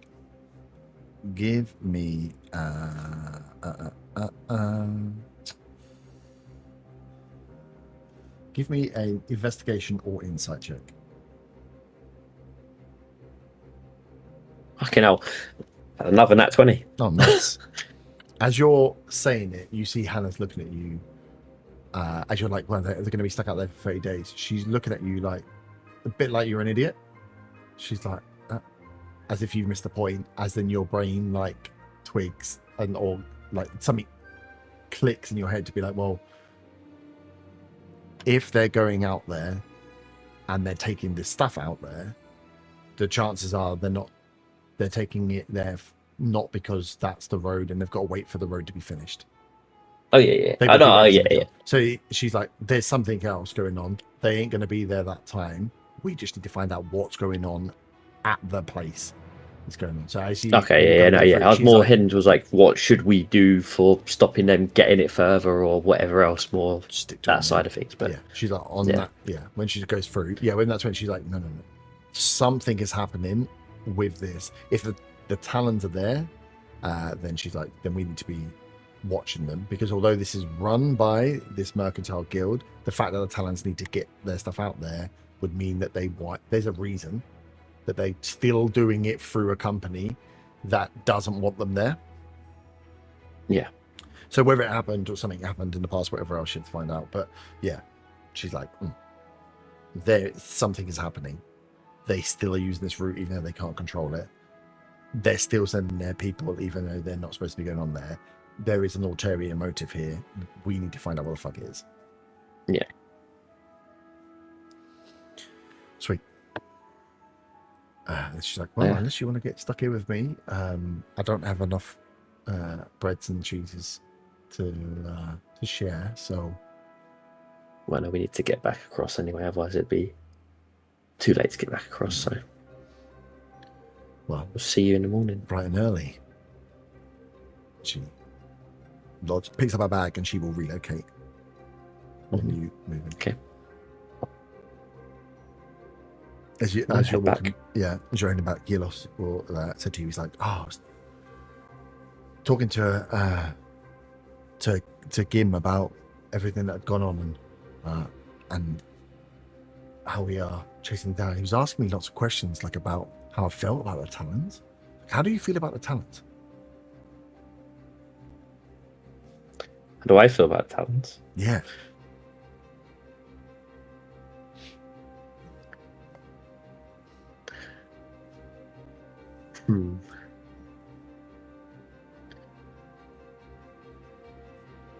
I don't know. I should, Yeah. I don't know either. things As you said, he's feel like, I a don't know bit either. shady. I know that they were well, because Gim was kind of saying that they were like bad, and I mean, I saw that they did bad stuff, and then we like killed some of them when they were in that barn, and then, but other like, and I know what they've done, and I know what they've done here, and I can see like that there's something that you guys have against them, but yeah, I just hadn't thought about it that much. So I just wanted to see whether I was the only one. But they're not good, right?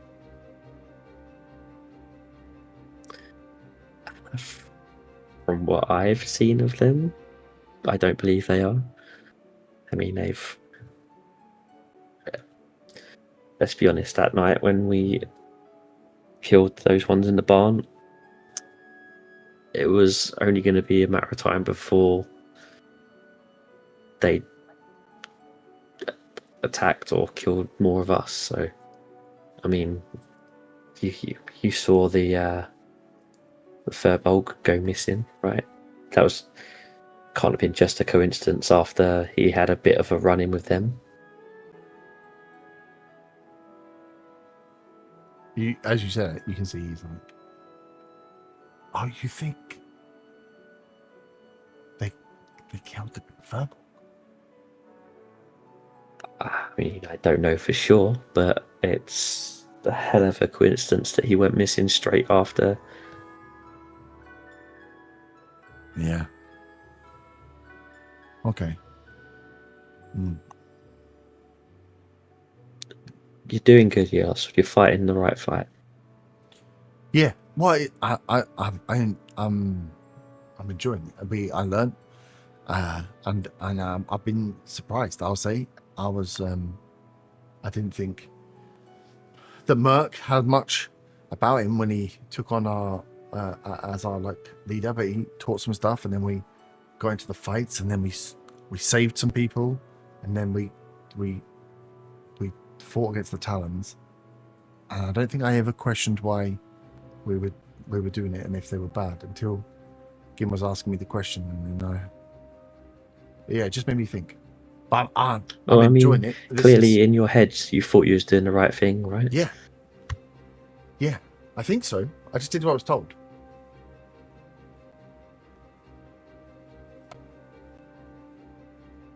I believe we're doing the right thing. Good. That's good. And he kind of just like reassures himself a bit. Make your way back. Yeah. As you make your way through the islet, you hear the calls as you get kind of close to the pilgrim steps that they're starting to like get people off. Like they're shouting you guys through as they're trying to clear the islet out. And on your like trek back, you'd bump into Kos, who would have been booted out at a similar time when they're like, okay, we have to kick you out of the library at this time because we're going to clear the island, and only those that are staying on the islet can stay on the islet, or those that have permission to be on the islet. So yeah, you would bump into Koss not far from Easter as you all make it back to the church for the evening, for the bedtime. Lovely. So you can all bed down for the evening. You have plans for the morrow in the morning. We will take a quick pee break now, and then you can do any final share bits you need this evening. Otherwise, it's to bed, to wake up nice and early, to be down at the East Road Charter Company to try and get yourself a job. Need to find out what I learned from the books as well. Yeah. So we can do that. We can do that in the morning as you're walking down, or you can do it this evening, but we'll do the pee break now. So Yeah, the conversation about the bakery. Oh, with David. Yeah, it doesn't need to be role played, but essentially Yeah, that you'd have the an outcome of it. Yes. Could do that after the break if you understand. Yeah, I think so. And I think it would probably be. I suppose you went back in the afternoon. Yeah, we'll do it after on the way. Yeah. Anyway, sweet. Okay, we'll take a pee break, and then we'll be back for the fun times.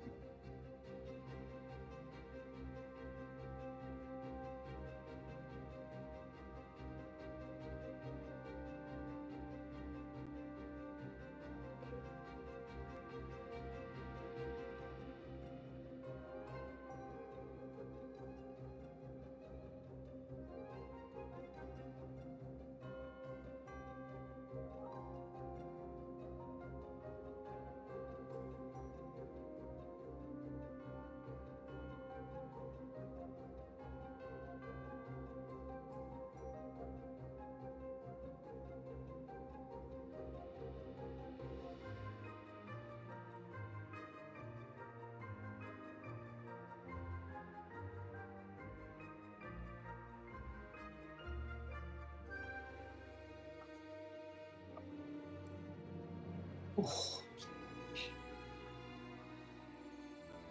Itchy feet. Oh, lovely. Mm. That bliss of mine is like. No, don't talk about it. Again. No, don't want to hear about it. This is being recorded, you know. Uh-oh. And streamed. Uh-oh. It's not being streamed now. I was being straight. Okay, I'll be quiet. There. I thought when the breaks are on, we can talk normally. That's it normally. We can, but But then I still being listen- streamed. Listen to you after. Just hear about my dodgy feet. Nice. You can make money out of speaking about that, Reese, so I wouldn't do it for free. Oh. Mate, I reckon I could have made a load of money off my feet. They've been No. Just No. And no. Okay, cool. Should we get you off your feet?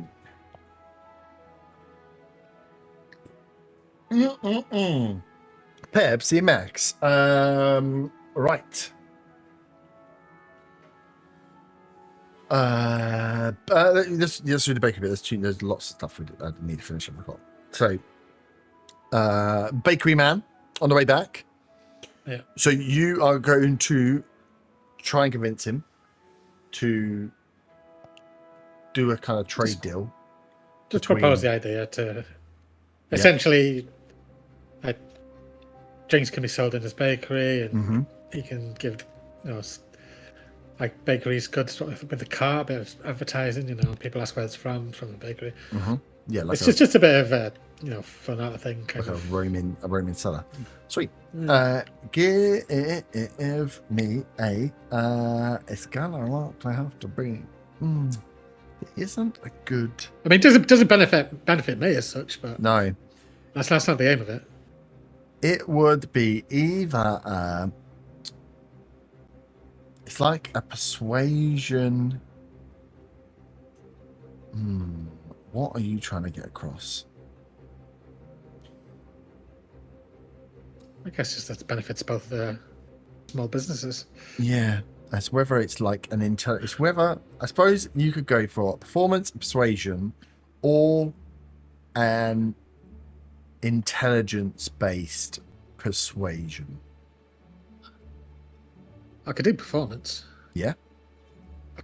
Like selling him a business, selling him a business. Like just gesticulating and yeah. It might just be like explaining to him piece by piece, like this. But then if he was here, and then he was, and then he's getting sales over there, and then coming back, and Would I get advantage with Merrin being there? Or? Depends how good Merrin is. Merrin just like flashed gold in. Merrin walks in and goes, "My, this tea is delicious." Merrin does not speak like that. But yeah, you can work together on it to do it with advantage. I was almost landed on 18. 17 altogether. 17, nice. Yeah, you can see that he's like, okay, yeah. If you see that Randall, send him through. I can see.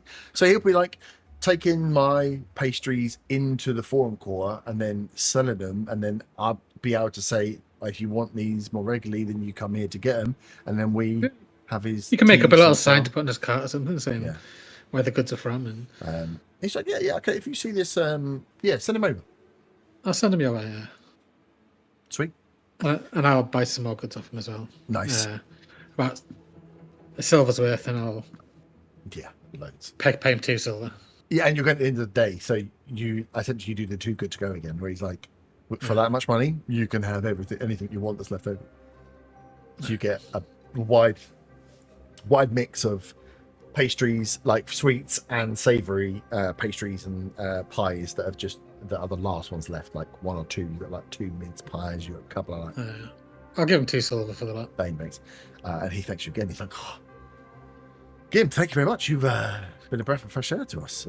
But please, Well, like I've just said, I support family business, and I like to see it grow and thrive. Plus, your goods are really good, so even better. What are you going to do when I turn out that David the Baker becomes a multinational? You're like, oh no, I created the monster. Yeah, pretty much. Or it's Sweeney Todd. With this money, I could create another bakery. Nice. But yeah, so you do that, and he's very grateful. You do the too good to go. You take all of his last stock. He packages it all up for you, Merrin, to take back to the church for everyone for evening meals, which goes well because only basic supplies were bought by Preacher, so you can jazz it up a bit with some baked goods. And he gets to close up early because all his stock's gone. But yeah, that's all. How much did that cost? 2 silver. I'll pay because no, I've already done it. I will give. If you want to buy any other goods on the way, like I'll give Gimba 1 silver to pay half because he knows I'm flush with cash. Okay. Here's 1. Oh shit, that's platinum. Here's silver. Cool. So yeah, you guys make it back with all the fresh goods. Kos, what did you come up with in the library? Well, scales, obviously. Yep. I think I would want to look into like offshoots of dragons, like other creatures that are related to dragons. Yeah. And also any mentions of notable mutations. You know, in the way things sometimes evolve weirdly and then sort of die off. Okay. Okay. So. I'm coming up, so you better get this party started. If you need time to figure it out, we can just do it later. I think I have some bits, and there might be some bits I add after. I just want to check what I had seen. Okay. Offshoots of dragons is an easier one. The only they dismiss very early on in the offshoots of dragons that dragonborn and kobolds are not offshoots of dragons, that they are other beings that are dragon-like, but there is no there is nothing that states that they are are offshoots of dragons, but nobody quite knows how they came to be, how the humanoid races that are like dragons came to be. The only offshoot that they note is the wyvern. That is dragon-like, and they appeared in the realms not long, about the time that dragons were disappearing. So Galeon being the last dragon, or what was perceived to be the last dragon, it would have been like within hundreds of years that these wyverns appeared, which were dragon-like but not fully formed dragons. So they don't have the 4 legs, they only have the 2 back legs, and they have the wings, and they seem to appear out of nowhere and are the only thing that are persistent, and they have been unable to be cultivated. Wyverns, they don't seem to have the intelligence, the strict intelligence of dragons. The Galeon and these others were seen as like leaders and seen as all-powerful beings. These wyverns are quite stupid. They don't have the same. They don't have language, or they seem to have language and don't speak any languages that have been marked up, and they seem to be like a poor relation. They're the only offshoots to get. So, where you guys have seen like drakes and you've seen these half dragons, none of those seem to have been picked up or catalogued anywhere before. In terms of mutations and scales, let's do scales first.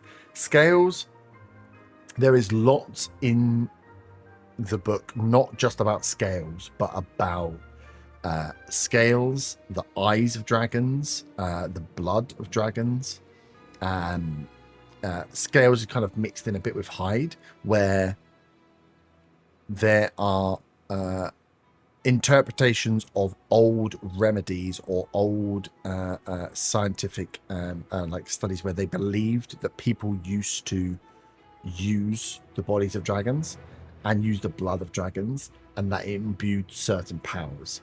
What those were, or whether people survived them, seems to be a bit hit and miss. It was used as like, they have the blood that was noted as being used in certain ceremonies that was kind of either kill a person, or they would become like crowned the next head of their camp, whatever it was. But all of this is thousands and thousands of years ago, and they just have notes of it. There is nothing recent that has been seen, because there's been no dragons, that talks of the use of these parts, but they go through the details and the kind of folklores and the stories that have been around the parts of dragons. So blood, scales, hides, eyes, I think that's it, maybe bones, where they have been harvested and used in either ritual practices or to imbue people with powers, or turned into armaments or whatever else. But it seems like there is, or was, use for parts of dragons to do something likely magical in the past before, many thousands of years ago. The only thing they have on mutations is the different types of dragons, and that there is much noted but not much understood about the difference between chromatic and metallic dragons. Chromatic being white, red, black, green, blue. and then the metallic being the lesser seen silver, gold, bronze. That they are unsure whether that is a mutation, whether the eggs of dragons can become anything, whether the eggs of dragons are set, that whether the species is like it comes out as a neutral and depending on certain things turns into one or the other. They're not sure whether that, and that's the only thing they have marked down as mutations. Is chromatic dragons seem to there are more counts of chromatic dragons. They are more of them seen in stories. Galeon himself was a white dragon but had traces of silver, and true gold, silver, bronze dragons are way rarer to have been seen, of course, except the bronze dragon that has just been seen in Butte Springs. That's not mentioned in this book because it's 4-week-old news, 2-month-old on news. The metallic dragons, are they believed to be more powerful, or Not there's or they're too rare to to guess? know. They don't know what the differences are. That they are, all they know is there are notes and sightings and a lot more understood about chromatic dragons, because there have been a lot more run-ins of chromatic dragons and humanoid races, where the metallic ones, they have been seen, but they're a little bit more they are rarer to have been seen, to then have been able to be studied, or seemingly keep themselves away from the humanoid races. I think even the squire here would make note that this book isn't the most up to date, because there is word that they've got word down here that bronze dragon was seen in Butte I Springs. think that's already. far too recent. Yeah, so that's not in there, but you know that you have seen bronze dragon. Or I know it was seen. I didn't Yeah. see it. Yes. Yep. But yeah, nothing else in terms of mutation. So new species of dragons seems very, very fresh, but you do know that parts of dragons have been used by humanoid races in some form, and they have been in rituals and been used to imbue people with certain powers. A lot of it is like we don't have the full detail of it, and it's all of the accounts that they have are from like humans or elves who have tried to use dragon parts and then noted the studies. There's nothing here like, I'm a dragon and this is what happens with the blood. So it's all written from the aspect of people trialing this stuff, but all Even of though the it's accounts so long ago that that's yeah, because that's when dragons were more, the dragons had been slowly, are believed to be slowly dying off. Cool. Offshoots, mutations, scales. The only other thing I would say you'd get in history is there are lots of signs that they have found over studying Ashling as a country, as the little island of itself, that state it once had a much larger dragon population. They believe that something about this island that drew that either drew dragons to it, whether it was like a mating ground or whether it was like a stop-off point somewhere else, but that Ashling at one point many centuries ago had many, many more dragons. But again, they don't know why. They just know they found like bones of, or there's too many stories. Like there's a concentrated amount of stories from this island about dragons. cool. Sweet. So yeah, that's what you get. And you make your way back with everybody else. So yeah, you are all back for the evening. Was Glenn happy to sit outside the library for like 8 hours? Yeah, he was. He was well happy with it. He was just making sure that he was waiting for a kerfuffle. Nothing happened. He has grabbed a couple of flyers and has found out the details of the event that's happening at the ring, and will confirm there is some spectacular going on. It's happening in the early afternoon. It's a copper entry. They want to fill the stadium, and that there's going to be, from what he can see, because he was watching, the ring was not far off on the side. What he has seen is an increased amount of guard force at the ring. They are setting up with, whilst they're expecting a lot more people, that they have increased the the kind of guard coverage than they would normally do. He's seen a lot more guards moving about, which made him a little bit more antsy, like kind of waiting for you. But there were a lot more guards being moved over to the ring, being set up, being given extra stations and posts to police this event. So he'll tell you that on the way back, and then tell everybody else when he gets there as well. Luppala juppalas. Anything else for the evening, or are we all going to Betty Byers, full of lovely, delicious pastries? I think I'm going to feel. Zuna feels slightly guilty about taking the gems off of both of them for nothing. So, going to kind of try and think of a couple of sketches for ideas of what I could possibly use, like as in, well, more likely sell them to get materials to design something for both of them in repayment for it. I think. I will remind Merrin about the pearls and the share of everyone else. That was literally what I was about to say. I'm going to go give everyone 5. Was that 50 gold? 50 gold. Yeah, 50 gold each. Thank you. You are rich beyond your Thank you. wildest dreams. And I'm going to say, I remembered that I had something from the Talon camp, and this is your share. You must have sold it for a lot. What was it? There's some pearls. I think it was from the Talon camp, anyway. But the 300 gold, Gimbar can attest to that, so 50 each. Thank you. Thanks, Merrin. Actually, apart from Preacher, because Preacher wasn't there. Yeah. Oh, sorry.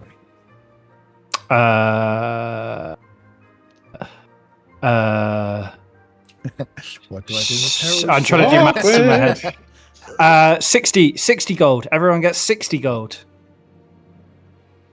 Did you say except for Preacher? Yeah, he wasn't there. Okay. I'm going to give 30 gold to Preacher. Okay. Because Brotherhood and that. Why not? So I've given half of mine to you, Reese. Oh, cheers. Pretty like, feel like you don't have to do this kind of thing. It's just Yeah, but I have, so just put it in your bag. So yeah, let's just not talk about it. We both do. Oh yeah, thank you. No. Perfect. Sweet. So you all, share up. Fill each other in on days goings-ons. And could head to bed to get up bright and early to go down to the Israel Charter Company. Get yourself work.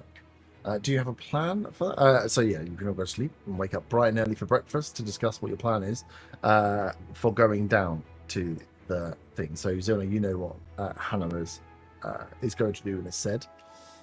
But yeah, you can all, if you need to, you can all long rest.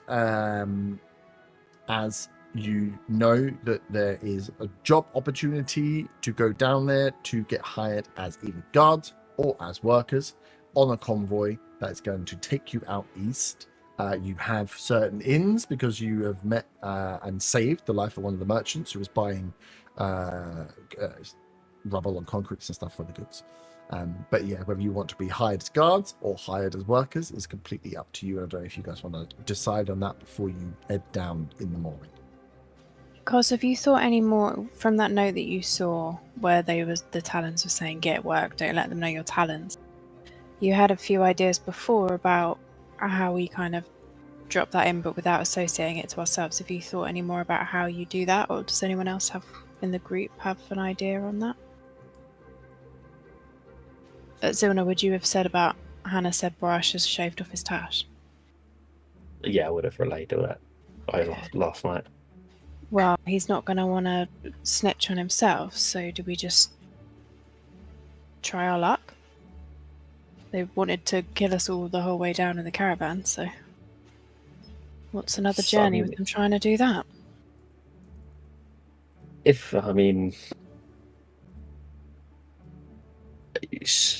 Will the person that can vouch for us be there? Jeff, the guy that I spoke to, he spoke to Mevin, so it's almost a second-hand recommendation if Mevin isn't there. Well, yeah, I mean, I'm just thinking in terms of if we were to get there extremely early and hand over the note, what would his reaction to us handing the note be?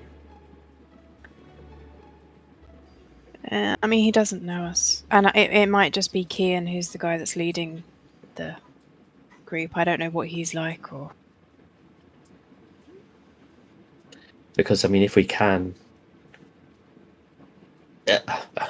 get the notes then before a lot of them go for their interviews and they believe us, they can maybe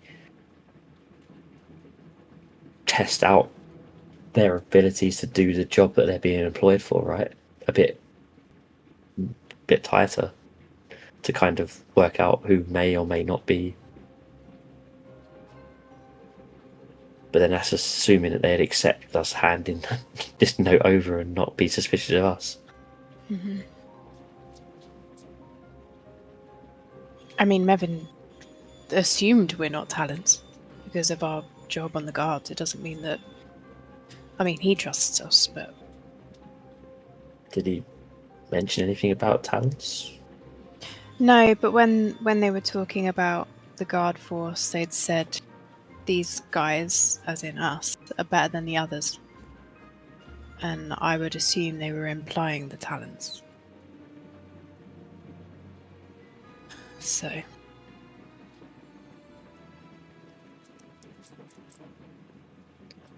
Yeah, I mean, I can't think of any other way of trying to get this information across other than straight up handing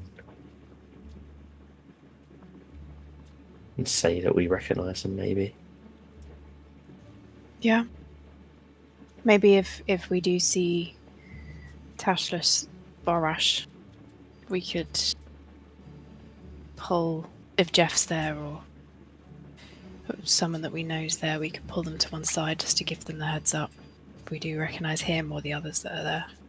I guess we could say well, I mean, if that Jeff is there, you could hand the note to him, maybe, if he's separate from the actual interviews, and then he can have a word with who's doing the interviews. Maybe say that we've found it on the street or something like that. Like, I don't know. Maybe outside. We found it out. One of our party found it outside. Then it's not technically a lie. We don't have to say it was on a body. It's true. Okay. Shall we do that then?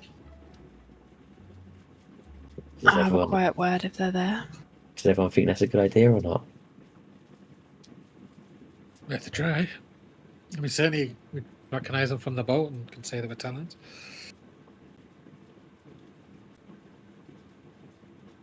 We won't know unless we get down there. So shall we head off? Preacher, do you want to come and try and get a job?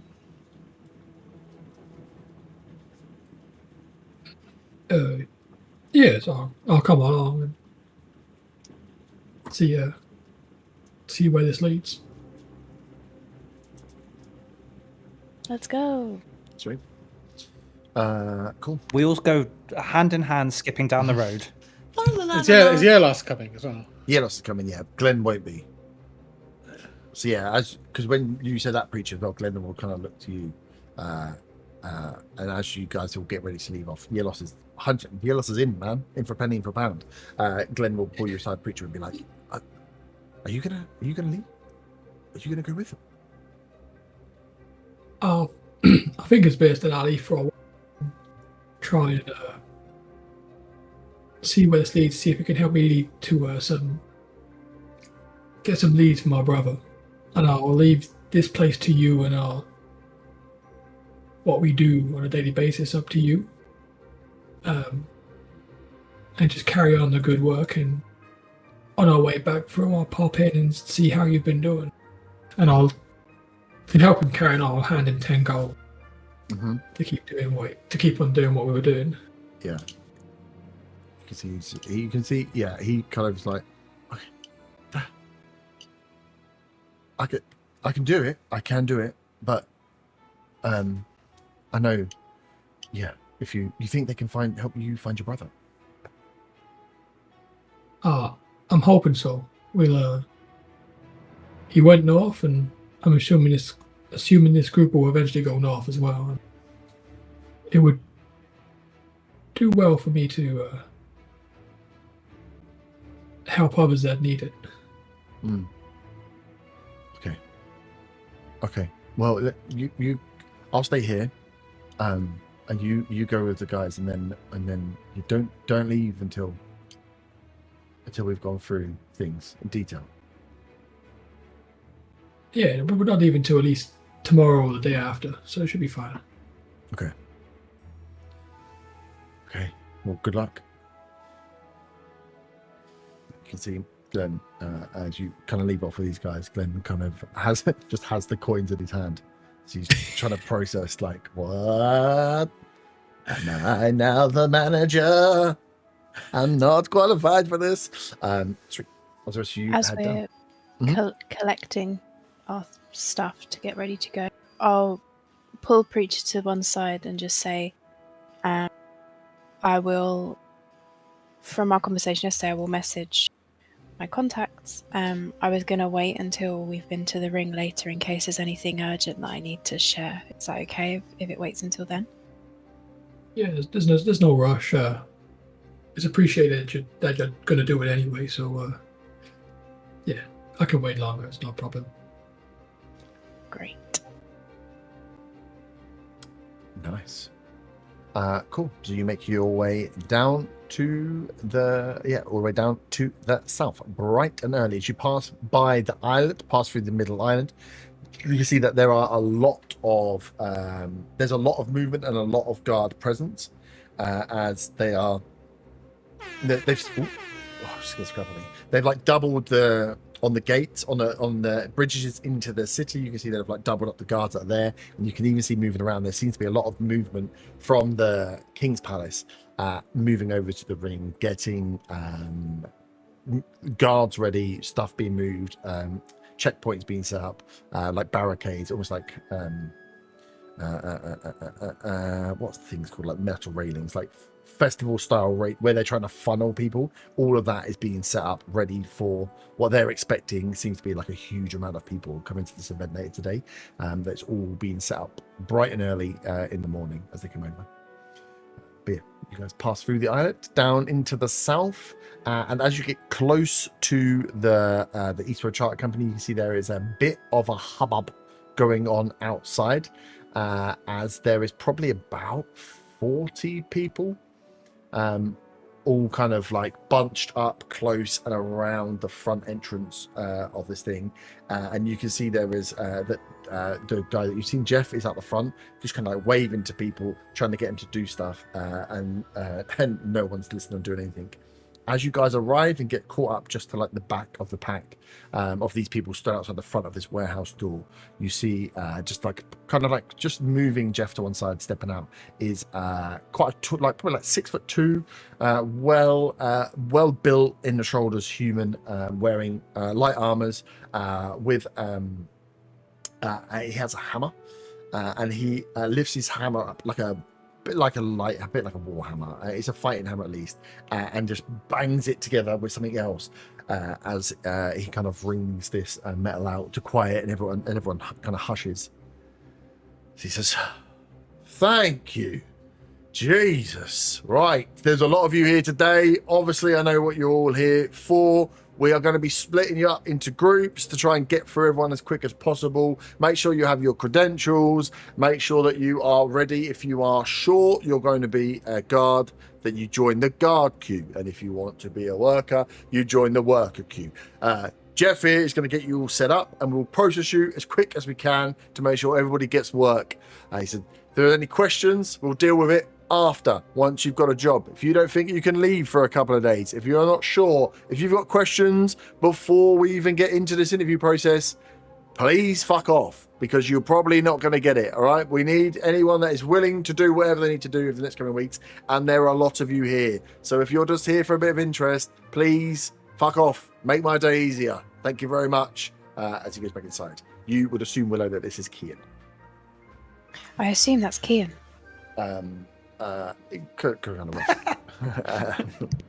Good sharing of information. As you can see, Jeff is then out, and he's kind of herding people into two big cohort. Sorry, one of guards, one of workers. Where do you place yourselves? Guards for me. Yeah, gods. I got worker. I'm not very strong, so I'm going to go as well.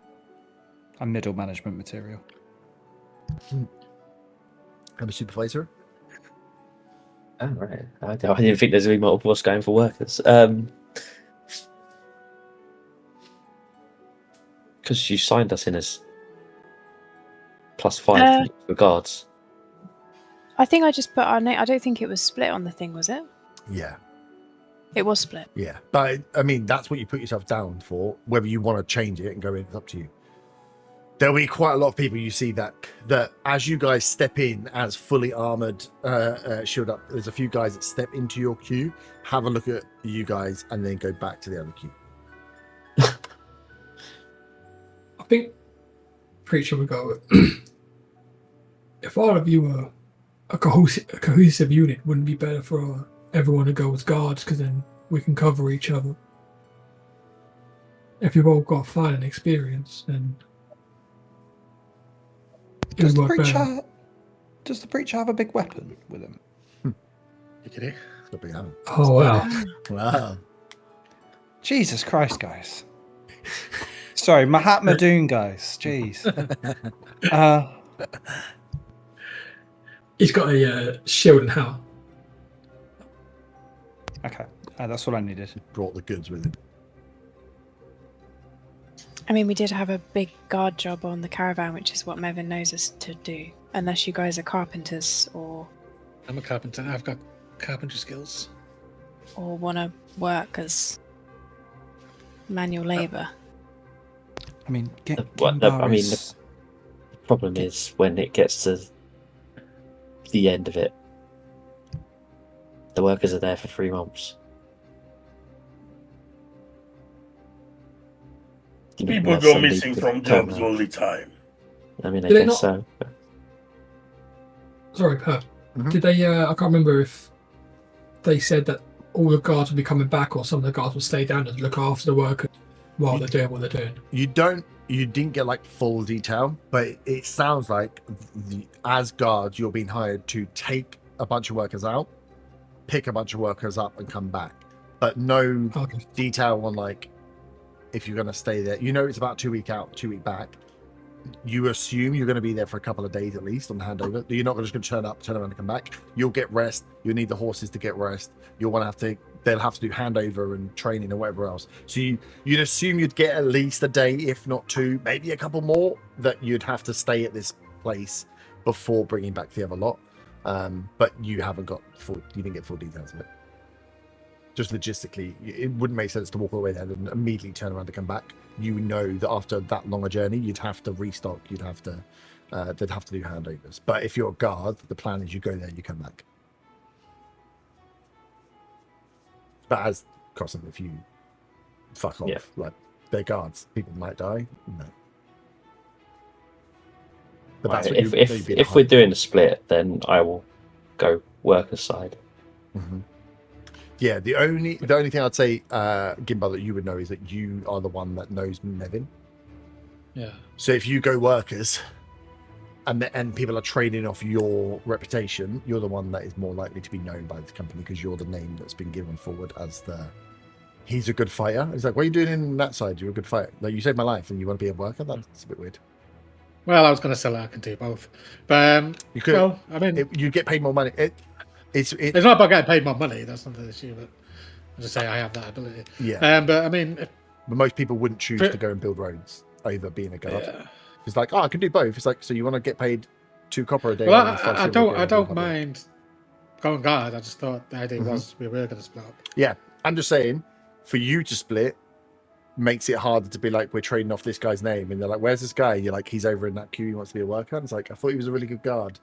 How does that? Okay, I'll go guard then. But it's up to you. You can do it. It would make everyone else's roles more difficult. I would No, say, no, because I'll you're go not guard trading- if that's the case. You're not trading off your name per se. Sweet. So yeah, all guard apart from Zero knows you're going to sneak into the workers group. Yeah. Was that the Yeah. only guard as well? Yeah. I think so. Yeah, most of the guard. Yeah, sweet. Cool. So you get into your group. Like I say, as you are there, all of you as guards, can you give me a group intimidation check? You can use your fighting stat or your charisma if you would like. What do you mean by fighting stat? The stat that you would use to look imposing in fights. So you, whatever is your attack modifier, it's yours intelligence. Wow, mine's technically Dex, but yeah. it's intelligence if I use my abilities. You can I'm going to use my ability to get it so I can do more. Yep. Oh. Yeah, I this can is do a a countdown number. this is a show of how competent you are as guard. Essentially, the more guards you can get to think, fuck this, I'm not going to win against these guys, I'm going to be workers, the easier your life will be. Would there be a flat, like a dex roll, or could I use something like acrobatics? No, you'd have to use your acrobatic stat plus your no, but your dex score plus your So is it like doing an attack roll? It's like doing intimidation, but instead of using charisma, you replace charisma with dex. So you do Okay. a D20 Oh, plus so I dex didn't even plus need to charisma. do that thing because Yeah. I've got a +7 to intelligence. Just check 21. just check your sheet because it adds stuff up differently. I only Right, did so 14. Oof. mine is also a 21. Oof. Can I use wisdom since that's my best? Could look like a wise old man. Yeah. If I'm just using dex, it was an 8. Jesus. So just rolling a d20 and plus in D20 oh, plus wisdom. your wisdom plus your modifier for intimidation. Oh, if it's including the intimidation, Yeah. I'll be a 7. Oh my god. I got -1 to intimidation. That will actually make me a dirty 20 as well instead of 21. Okay. 16, sorry. Oh, it's 60. 60. Cool. Nice. As a side note for my side, Mhm. can I have done the effect of my manifold tool on the way down to convert it to mason's tools, Yeah. just in case there is a having to show your ability sort of thing?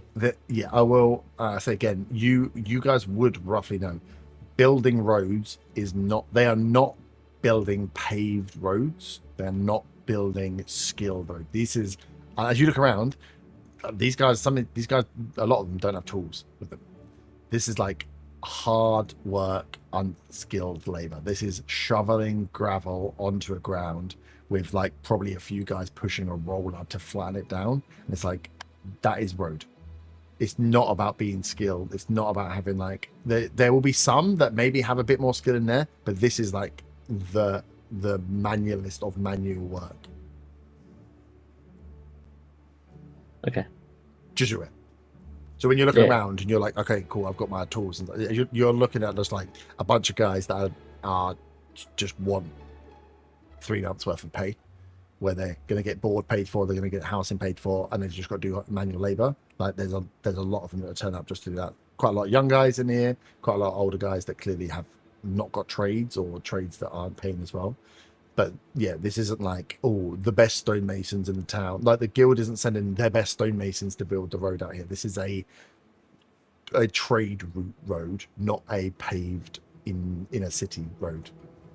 Okay. Sweet. So you'd see that as you look around with the guys that are there. As you guys are getting set in the guard thing, you hear a voice just appear in between you all as Hannah is like, where's Ilna? Who's in the worker queue? And she looks over and looks around and goes, oh, I would not want to be in the worker queue. Okay, are we all set? What's the plan? Who's leading the way here? I guess I am. Yeah, because if we don't need to interview, we can just get through. That'll be pretty handy. Yeah. Okay. Maybe if Gimbar, I'll come with you because you've not met Jeff. Oh yes, that's a good idea. Because I went on my own, didn't I? You weren't Mhm. there. So maybe if I go, because that's Jeff, that's the guy that I met, I can maybe introduce you yes, to yeah. Jeff because Mevin Yeah. might not be here. Yes, that's very nice. Sweet. So What's happening with Yelos? Yelos with you in the guards. Yelos Okay. is a guard. Because He he's doesn't- obviously a capable fighter. He's That's a what we're all capable aware. fighter, level 16 fighter. He got to glow up overnight in case he got killed. That's how it works. So I protect my boys. Yeah, he's really nice. He's just following. Again, he's just following. Which does mean, yeah, it was like +5. It's like, oh shit, Hannah's here as well. Now we got too many people. But yeah, you get just bunched into a group. You see as you kind of all get set, you're all there with your shields, armaments, whatever else. And with those intimidation rolls, you see a handful of people leaving the queue. So they are, I think they told you how many guards they're looking for, did they? I don't think so. Who is- Wait, I'll write it down. So they, as you're getting through and everyone's getting lined up, Jeff kind of comes over to your group. As people start like leaving it, he comes over to see what's going on and explains that they are looking to fill 12 posts. They need 12 guards, and they need 24 laborers, maybe more, 25 laborers. Great. Nice to see you, Jeff. This is Gimbar that Mevin mentioned, the guy that saved him. Oh, yes. Nice to meet you. Okay, we'll do Nice to that meet you. when we get in. He's like, but he's like looking around. It doesn't look like you've got too much competition. As you kind of look back, and people are just like dipping off the back and just going over to the worker line. As there's probably only about 15 people in your horde now, versus the huge amount that have all just moved over to the worker side. A lot of them didn't have armors, didn't have gear already, and they're just like, fuck this, I'm not gonna get this job. I'm just gonna give up now. So the guards, you see a few go in front of you. They go into this warehouse, come back out through come back out through the front, and then it gets round as Jeff comes out and kind of calls you forward and says, so I've let Kian know that you are the group that Mevin has put forward for. Are you all going in together, or you want to go in one at a time? We're happy either way. Kian kind of just wants to get this thing done. Well, if he wants it done, I think we can go in together. Yeah. And save him a Yeah. bit of time. Cool. And then he like goes through. He's like, okay, counts everyone up. He's like, come with me then. As like a few of them look over. Zilna, give me a insight check. You're a gnome in a big crowd. That is an 8. 8. You see you're kind of like in the group. You are one thing I think you would pick up quite quickly. You are one of the only like smaller folk here.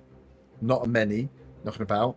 There's a couple of dwarves that would be in here, but yeah, as you're looking around, there's just like a lot of like tall people, and you're in a big horde of people. So you catch your lot going forward, but with an 8, you aren't getting a feel from anyone around that is picking up or noticing what's going on. But that might be just because you're in a crowd of people and you can't see well enough what's happening. But if you wanted to prep yourself for them coming out, you could move to a position where you might be able to catch the attention or try and spot more people here. At the moment, you're hidden within a pack. So it's whether you want to stay hidden within a pack, or you want to maybe bring yourself to an outside of the pack where you might be you yourself might be spotted, but you will also be able to track people's reactions.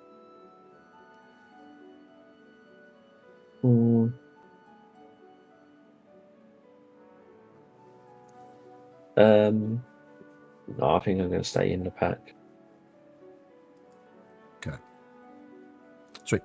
So you see them all go off together in one group, leaving behind like 3 or 4 in that guard group. They seem to be going through and doing the guards first. As the rest of you get pulled into this room, you go through that reception room that you were in before, Willow, and Jeff sends you through to an area which is like a loading bay above the one of the warehouses. So it's like slightly raised up. You can see a lot of the racking for the warehouse in here. You can see a few of the carts that are starting to be set up and starting to be loaded. Sorry, but yeah, you are within the warehouse space.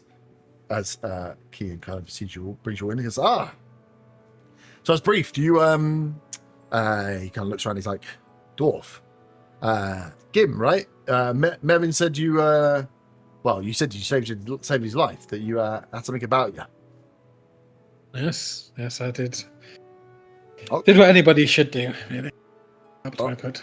Well, I mean, normally people just look after the. People just look after the gear that they're paid to look after. To be honest, so good to see you're willing to jump in and help. And he said that you guys, even for his cargo of rubble or whatever it was, that you willing to jump in and fight off. He was saying, what they were like, goblins or something. Goblins, I think they were. Well, I hear the raiding ones in the north. Crazy. Yeah.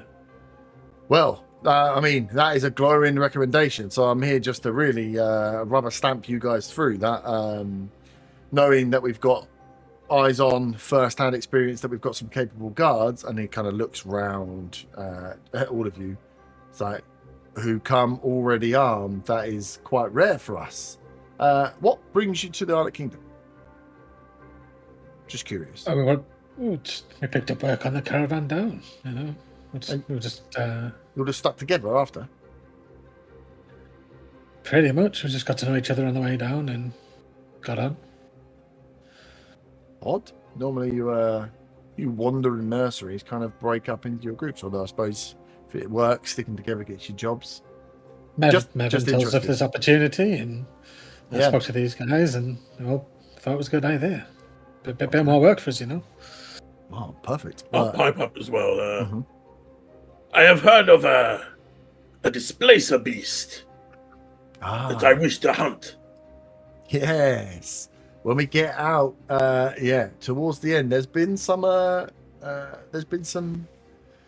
crazy sightings of things. These these like big black cats that dart about. But They have that's the tentacles, yes? in the They have this. They kind of dart about the place and hunt. But we shouldn't. I mean, we won't be going hunting for trouble. But if trouble comes to us, we will be trying to obviously protect the goods. Our job is to take these wagons out. 6. We've got 6 supply wagons. They're going to be full to the brim of supplies here, provisions for the camp, as well as building supplies. We're going to have 12 guards, provided none of you say anything fucking weird, that you will have the job now, and we'll get some other ruffians from the rest of that pack. We, as the 12 guards, we go out. We make sure the labourers get there. We make sure the goods get there. We make sure as many of the labourers get there as possible. And then when we make it to the Oak House, get a couple of days to rest up, make sure the horses are sorted, make sure that we've got provisions for the road back, and we take the old labourers back and leave the new ones here. So round trip, you'll be out for about 3 weeks maximum. You get paid board and food that whole time you're here. Of course, displace of beasts and dangers on the road. We will be going out to the Oak House, which is fairly safe-ish now, but it is very close to the marsh and the wood, where we are hearing a bit more disturbance, but at least the giants have calmed down now, so you shouldn't have to fight any giants. That's all safe, but yeah, the forest and the swamp, that seems to be where we're getting a bit more of a lurking from in recent times. How close to Alba are you at this point? Are you into Alba already?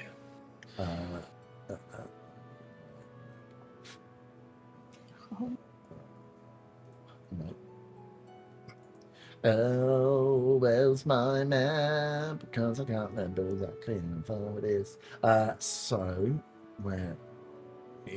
I'll crop up here. Well, that.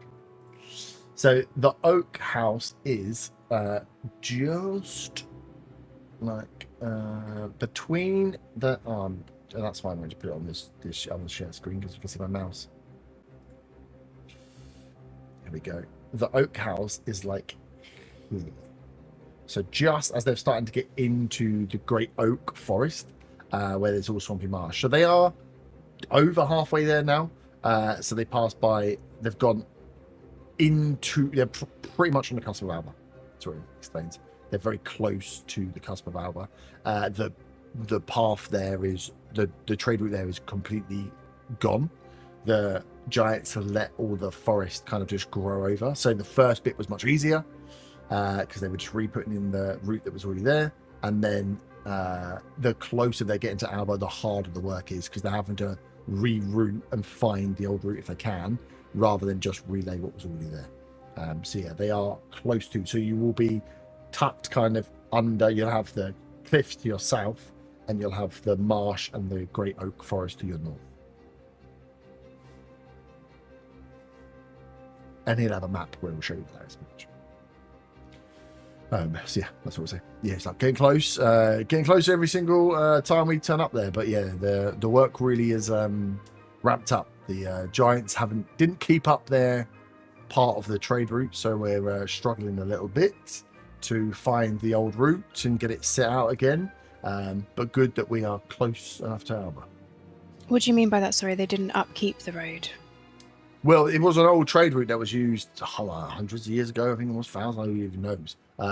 Where our pathway out across the countryside towards Alba, we could see where the old trade route was. It was still visible. The ground was still churned up a little bit, so it's just about laying new stone and rubble. But it looks like the giants just let the great oak forest take back anything. So we've been having to log a lot of it, take down the trees to reroute through the forest Right. to get to Alba. So yeah, it's taking a little longer.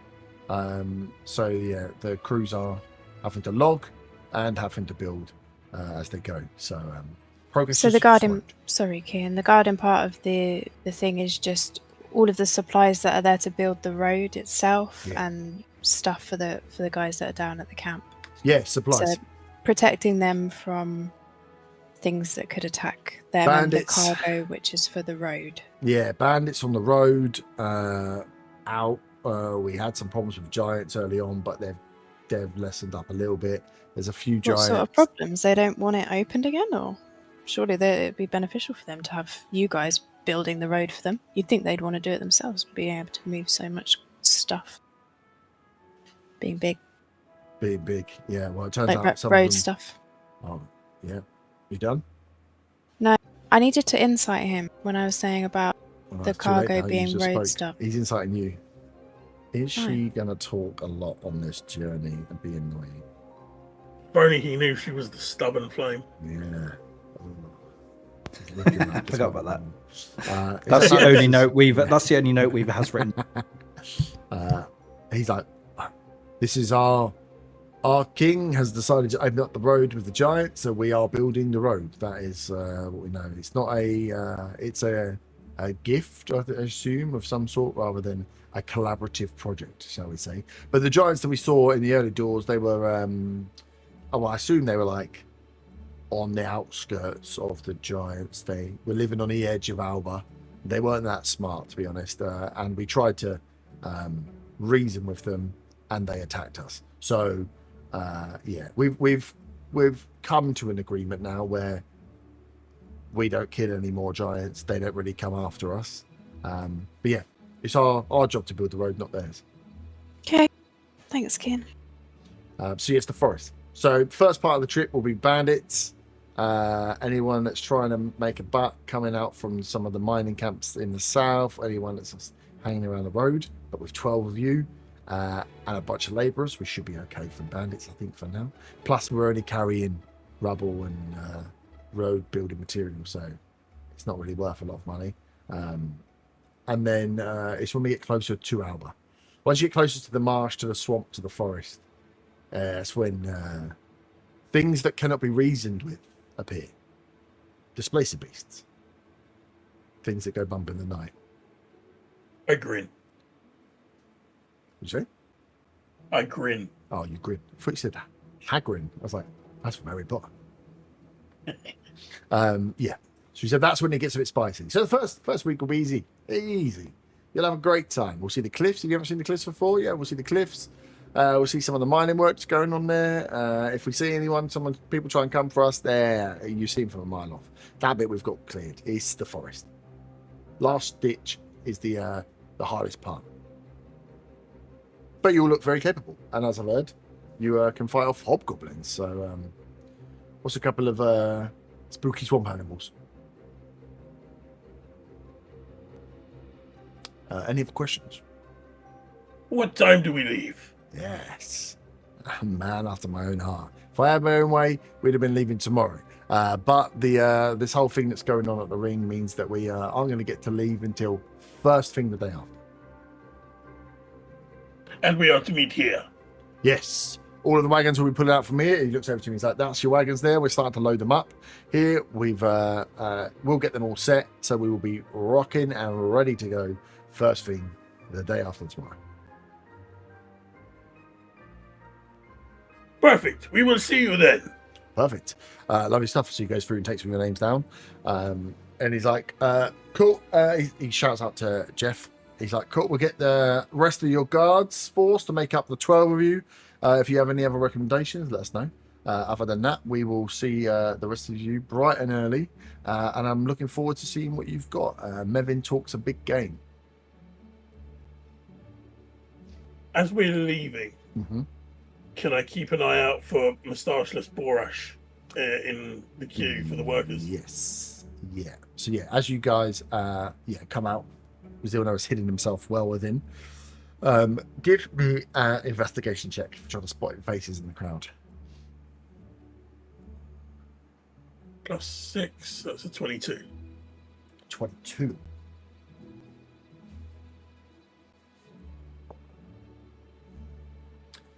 You don't see Mustache Borash in the crowd, but you see a few faces that are one line back, two lines back, who are eyeballing you all as you come out. You kind of clock eyes with them as they are position themselves far enough or deep enough in the crowd that they're not the first person you see, but you catch a few eyes as you go, but you don't see If Borash. I catch their eyes, I just want to grin at them again. Nice. Yeah, as you grin at them, they seem stoic. They are not emotional, so they're not showing anything. But you can see that they definitely, as you all went out, they definitely saw you go in and they've watched you come out. I just, as we're walking past, I'll just say to the group, we have some friends in the crowd. Sweet. And then, yeah, as you leave, you see the rest of some of the guards go in and get hired up and come out again. The ones that are left in the queue, a few of them look like they've maybe got some experience, but probably just adventurers, probably just merchants or guards that have been on merchant wagons before. None of them that are from where you had been. No other ones from the canal, but none of them that also look like seasoned adventurers at first glance as you move out. You will likely be the most experienced guards here. Also, for your level and competence, you guys are better than guards by this point. So not surprising, you will be the strongest or the most competent fighters. Well, you say that, but we've also got Earloss with us. So. True. He is pretty. Have you seen me fight a bee's nest? Yeah, true. Not bees! The whole forest. He's like, no one's scared of bees, are they? Cool. So you guys do. Where would you go after? You know, Zilna's in that crowd still. What would your plan be on leaving? I guess we should wait for Zilna. Yeah, I guess we should. It's just you. Yeah, it's whether you want to just hang around outside the front or wait for him. I think hanging around outside the front, I'm going to say to everyone, you said there may be talons if we hang around, because there's nothing wrong with us being here. We can see if we can see anyone who we suspect might be one. I do not believe they have weapons on them either. Well, I wasn't suggesting murder in the middle of the squares, but... Oh, I have studied not far from here. But you are right. No murder. No, I mean they will not attack us. They do not have weapons. So you done what near here? I did tell them all I murdered someone, right? You said you got the letter. So I'm pretty sure I said I murdered someone to I- get it. Can't remember if you did or not. maybe that bit missed your interpretation, but you pick up there. Like he got a letter from one of them and didn't get it by asking nicely. That's where you got the letter. I see. Yes, they were not volunteering it. I didn't think they would. Still. Anyway, yes. Are we staying together? Are we hanging outside as one big group, or should we break off a bit? Would it be not too much suspicion?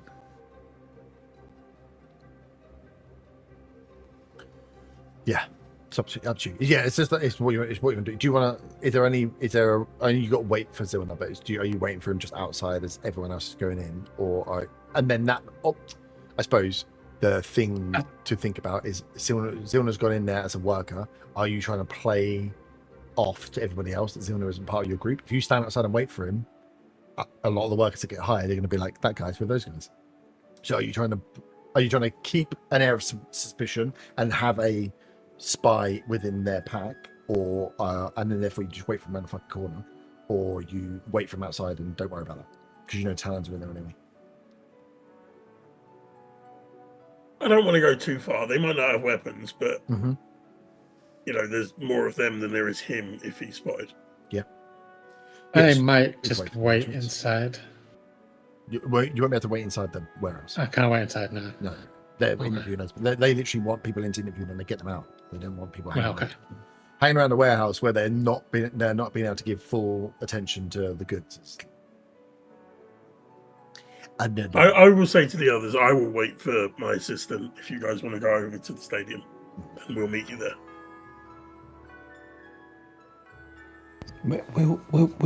Are we going to be able to get into the stadium, do you think? Are we going to get there early enough? I think it is a big stadium. You will probably be able to get in. And you are only little. Are there any bars or anything there? Any pubs, inns? It's quite early, but yeah, there will be some in the summer. Never stopped Kimbar before. Yeah. Everyone's going in terms of us just being able to go and wait in there. Yeah. If Koss is just waiting out of his own, and then we'll just say, right, we'll go and wait. We'll go and wait there. It's you're in an area where, like, up by the marshal, other few. There actually probably would be a few groups of people starting to build. So yeah, just across the way in like cheap courts, there'll probably be like a small little like an inn style thing in there, or in a well, easily you'll be able to find one. And people might start congregating because all the hubbub that's going on with this big thing, like people are not going to work because they're going to go to this event and they've been being able to leave. So a few of them, like going to a foot match, they're going to go for a few drinks before they go, even if it means they're going to go for a few drinks at 10 a.m. So if you put 12 o'clock kickoff on, then I'm going to have beers at 9 o'clock. If you put it at 3 o'clock, I'll have them at 12. That's how it works. So yeah, you'll be able to see there's a few congregations of peoples starting to move around as they're getting ready. They're like meeting up with people as they're all going to go to this event at the moment. I'll hand Koss my horn of silent alarm. Yep. Nominate myself just in case there's any trouble. I give you my horn. Sweet. I don't want to blow his horn. Don't get in trouble then. It'll be fine. So you guys all head off to to an inn around the corner. See that there's people kind of congregating outside. There's people like drinking or starting to like meet up and drink in the street. You can feel that there is an excitement building about what is going to go on, what's going to happen at the rings. The fact that it's only a copper to get in, it's going to be cheap, and it's supposed to be like a big event. Like what have they got planned this time? You can hear a lot of the locals are kind of trading and guessing at what's to come. Zilna, you're in this queue and you are making your way in a fairly slow line, one at a time, going in to get prepped. Is there anything you want to do while you're in the queue, or are you just trying to get in and get hired? Just try to get in and get hired. Okay. When you okay, I mean, I guess I'll keep an eye out if anyone's kind of looking my way. Mm-hmm. But yeah, okay. It looks like anyone recognizes me, I guess. Yeah. Yeah. You're moving in. Give me another investigation.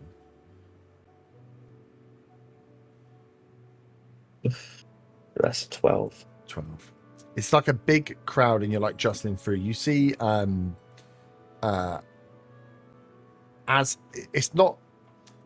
You get into the queue, and you're in a queue with quite a big hubbub, and there's a few guys that are that thought they were going to be guards, right? Who ended up at the back of the queue, and they're not going to wait in the back of the queue. So there's a bit of jostling going on. There's a bit of early stage mosh pit going on as people are trying to.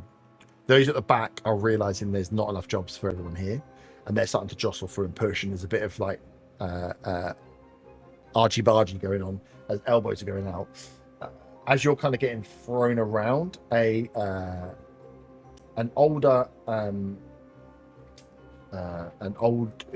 dwarf has like a graying and dark brown beard. Looks a little similar to looks more like Gimbar than he did Wilhelmina. So it looks to be more like a mountain dwarf than a hill dwarf. And he sees you getting jostled around, and you can hear him getting angry. You can hear him. Hang on, I got to find this fucking thing. You hear him like gruffling under his voice as he in the end he just goes, "Hey, fuck off! Stop fucking pushing! This is get in the line. We're all getting it together." And he looks around, he clears a bit of space, and he brustles himself again. He's like, "Fucking people don't know how to act in this world anymore." And he looks over and catches your eye, and he goes, "We got no chance." He's like, "Come here," and he pulls you over towards him, and creates creates enough of a kerfuffle that people around stop and look, but also kind of protects you in your place in the queue. As he says, "Honestly," and he looks down at your toolbox and he goes, "Oh, you're a tradesman as well." Yeah. And he goes, Looking for some extra work. "Mason's tools." He goes, we're going to build roads. Yeah, I know. There's not much chance for us more skilled hands to really lay our stake to it, but that doesn't stop us. So he goes, "Jovak's the name." Zilna. Nice to meet you, Zilna. And he goes, "It's good to see someone with some manners and potentially some skill." He goes, "Yeah, you're not from around there, are you?" No, I mean travelled down recently. Aye, travelled down recently. Aye, looking for work then. Yeah. Just any kind of work, you know. It's hard work trying to get in. We can't always put ourselves to our best uses, can we? No, wow, you come down here and they're very very snooty down here. They don't understand good talent when they see it. These big city folk, and he's shouting to really nobody as he's around. He goes, "I've been out here for a while I was a decent smith back in the Diamond Mountains, but decided it wasn't for me. Went for walkabout and somehow ended up in this fucking shell. So trying to get in with the merchants and the guilds, they are having none of it. So needs must. I'm here to work, get some pay before I come back and try again. So this is my second stint." How is it out there? Hard work, but I mean, if you're used to it, it's a piece of piss. It's not. There's these guys. Some of these guys haven't seen a spade before. They're absolutely useless. So it's grueling and it's boring because there's no flair to be added. We are just building the roads, but I heard it's getting a little spicier now. They're getting closer to Alba. Oh, maybe some entertainment then.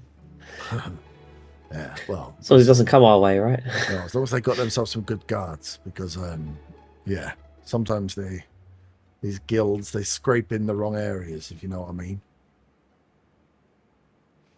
But it's good to see another smith in here. He's like, we should get in here fine, don't worry. We're in a good position to get through in time. That's what I like to hear. And you see, as you guys kind of wake, you got 10-15 minutes. Jovak just tells you, a bit about his moans about his troubles, that he was a good. He doesn't say he was like an excellent stonesmith, but he was a good enough stonesmith. Good enough compared to for a dwarf, he was good, which means for a human, he was fucking brilliant. But the merchant guilds down here don't take anybody else, and he's been struggling to get get in and get work properly. So yeah, he did one stint here, tried, run out of money, and this is his second stint to go back and get some money, try again.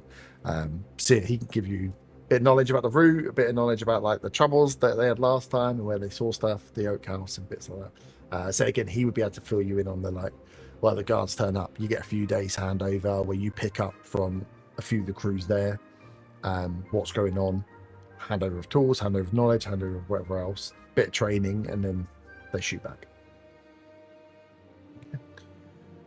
So yeah, if there's anything you want to know from Drovak, you can ask. But yeah, you guys slowly make your way through the crew. You know that he caused up a bit of a stink, but yeah, with him there, no one else is kind of bugging you two as you make your way through. As you go in, give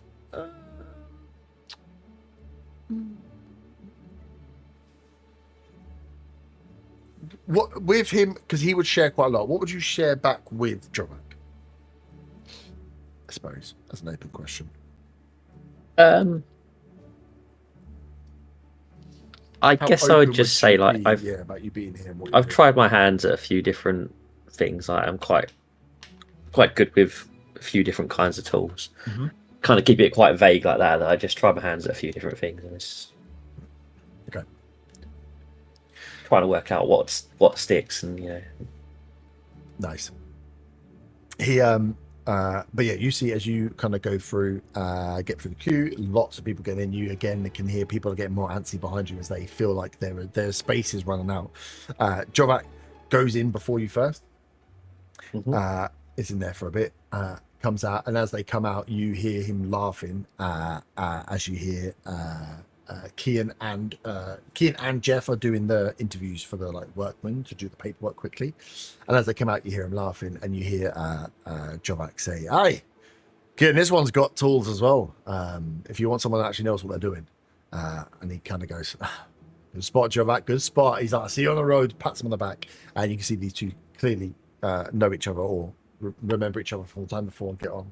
And as you go in to speak through, that is noted already, that by speaking to Drovak, by going through and like sharing some bits, that he spots you, or at least spots your advantage against everybody else as you mark your way in. Keen and Jeff have very basic questions. A lot of what they would be asking you is about your like stamina and strength and where you've worked before. That you might be a skillsmith, but are you aware that you're going to be working long hours? That you're going to be like shoveling, like, and you can see there's a bit of trepidation there from them. Is there anything you would share with them to push your to help your case, rather than just a pure a pure check on your abilities? Because you can see Kian's like, Drovak said you've got tools. I can see your skillsmith. He almost gives you the, we're not building roads. Like, we're building roads, but we're not building roads. If you get my drift. Like, Drovak had to learn the hard way, but it's graft. It's hard work. It's not really craft. It's more labor. So he kind of gives you the spiel because he's looking and being like, you don't look like you're gonna cut it.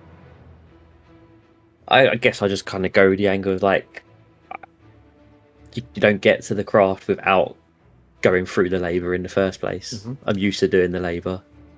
I'm fine with doing the labour. I'm willing to do what needs to be done. Okay. He give me a persuasion check.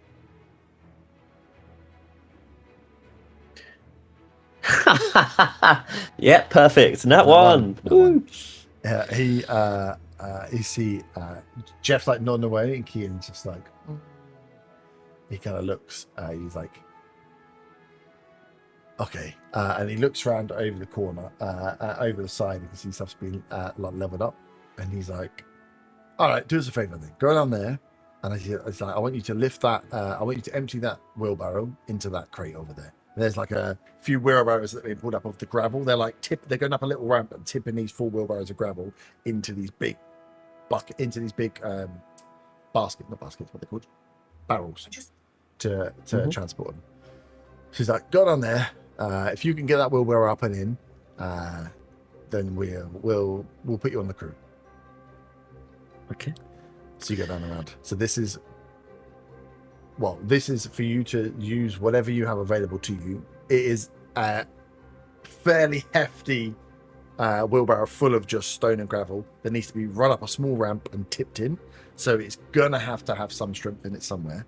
But I'll leave it to your abilities. If there's anything you think that you have that would help you with this role.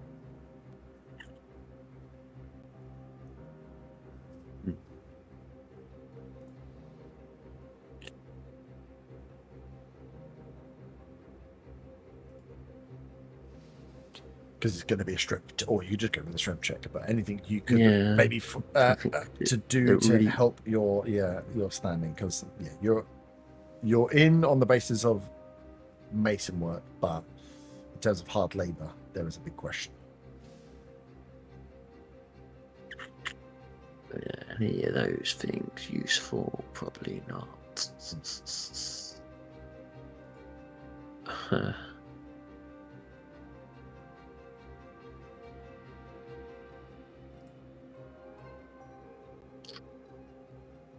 So it's wheelbarrow up a ramp effectively over into the it's barrel. getting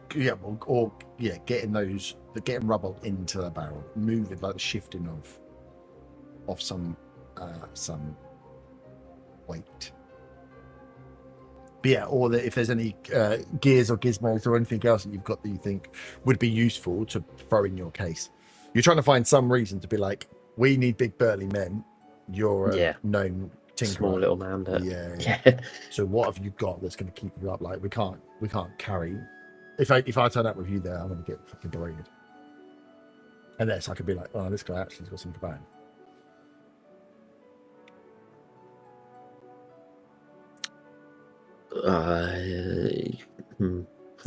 Nothing I can put together quickly can help in this situation, really.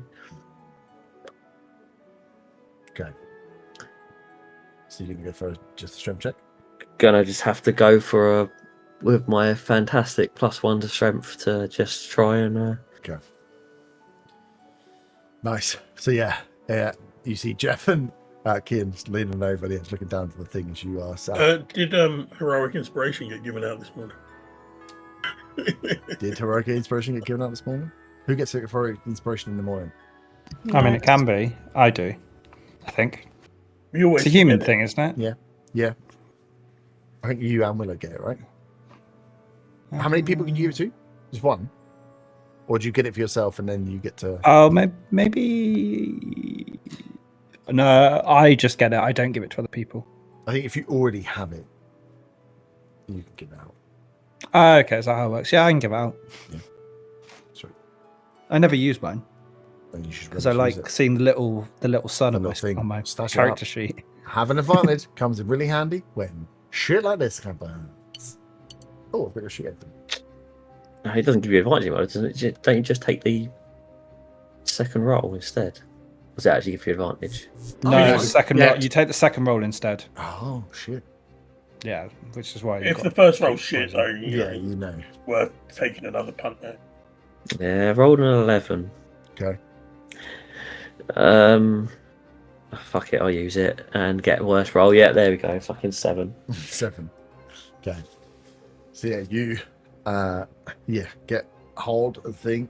You go with a 1 and you're like, okay, I think I've got this. And as you get halfway up the ramp, it just goes off the side. Gravel goes everywhere. And Keen kind of looks at you and goes, I'm gonna struggle to get you signed off there, buddy. It's like I say, if we were looking for someone with the craft, I'm sure, as Jovic said, you've got the skills, but this is what we need people to do, and you've just made a mess. Yeah, fair enough. So he's like, like I say, shame to see good workmen not get work. I want to give you a job, but you're not really helping me out here. So we're going in 2 days. If you come up with any other uses, anything to help your case, let me know. I'd love to help Jovac out, but right now, son, I've got a bunch of burly guys out there who, rightly so, probably should have been guards that are going to take this job. So my hands are tied. Well, I mean, if you do need an extra guard, I might be able to help you in that sense instead. So, I mean, is there any kind of thing in the distance that's kind of like a use a possible target to like fire a crossbow at? to kind of get an indication of my Him. ability. Yeah. To, Yeah. There's there's like a gazillion boxes. There's a giant warehouse.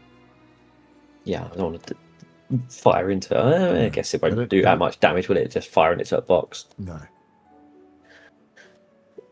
I'd say I'll say to him, pick a box.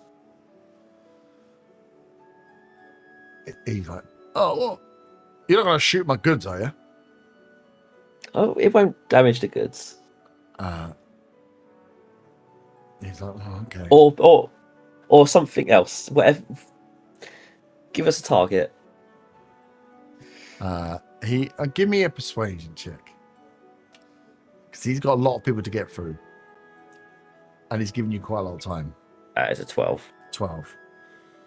He lets you and says, I mean, you might be good with a bow, but like I said, did you see these guys that came in before?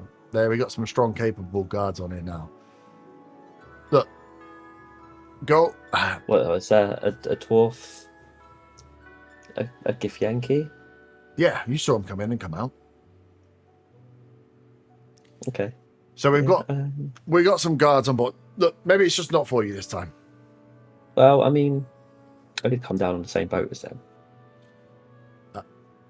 They may be able to vouch for me themselves. Your best bet now is going to be turn up on the day, and if someone doesn't turn up, if we don't have all of the quota of workers turn up, and I'm left short-handed, then you can come along. But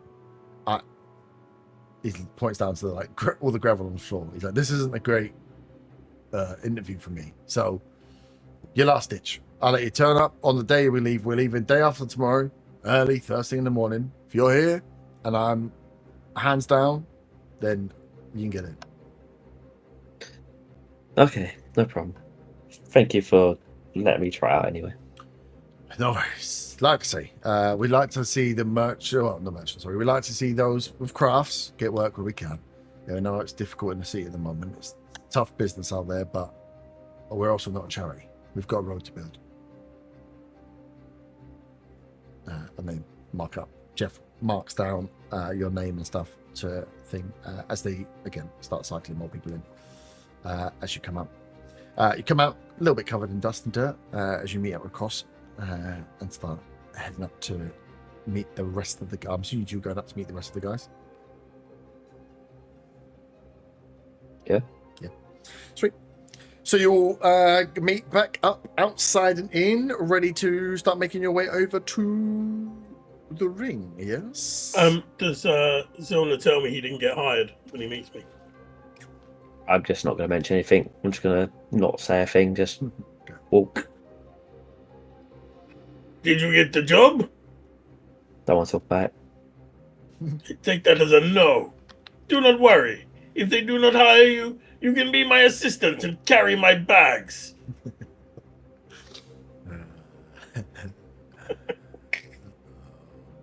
Feels like a setup, but I promise you it wasn't. Nice. So yeah, you two meet up then as you join with the rest of them. As you guys, if you were there and want to get a drink, you can get a drink, knock off a copper or what each. As you can hear, that there is a buzz as people are starting to queue up. There's starting to get queues to get into the island now. Because especially from the south, the bridge is just that kind of pulley system back that people are queuing up to have to get on to get across. So yeah, it seems like the hubbub is starting and people are making their way towards the ring. So is your plan to try and get in early or wait till it's a bit more crowded again? It is a fucking huge amphitheater, so space, you're not too worried about space overall, but it's whether you want to get in early and get good seats that are away from walls or away from guards or whatever else, or you want to wait and just end up where you end up. What is your plan? I think it's probably best we all get the seats together. Yeah. Yeah, and obviously snacks are on me. Whoa, hey-oh. Hot dogs. Actually, no. Do we want snacks at a beheading? execution? execution? Probably not. It might put you off your. That's But cool. might put you off your dinner. Nice. So yeah, you guys make your way over the bridge, queue up, get over the bridge, and there is a stream of people making their way. It's not full crowd. It's not rammed like you're in like exiting football stadium rammed, but there is a decent crowd. You are hidden amongst like near hundreds of people as they are all starting to make their way over. As you can see that there are guards everywhere. Give me who would be the preacher? Give me a perception check with advantage, please.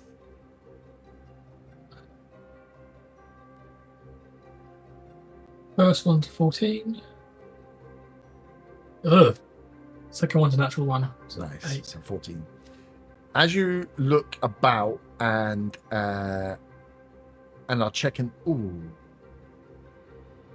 and are checking the and seeing the guards that are lined up here, you can see that there is a lot of guards here. They must have pulled their guards from a lot of the city. So you would imagine during whatever is going on today, guard forces across other parts of the city must have dwindled to have this many, both Kingsguard and Talons, lined up, shepherding people, watching people go through these gates and bits. There is like a huge amount, there's a huge presence of Talon Guard force here.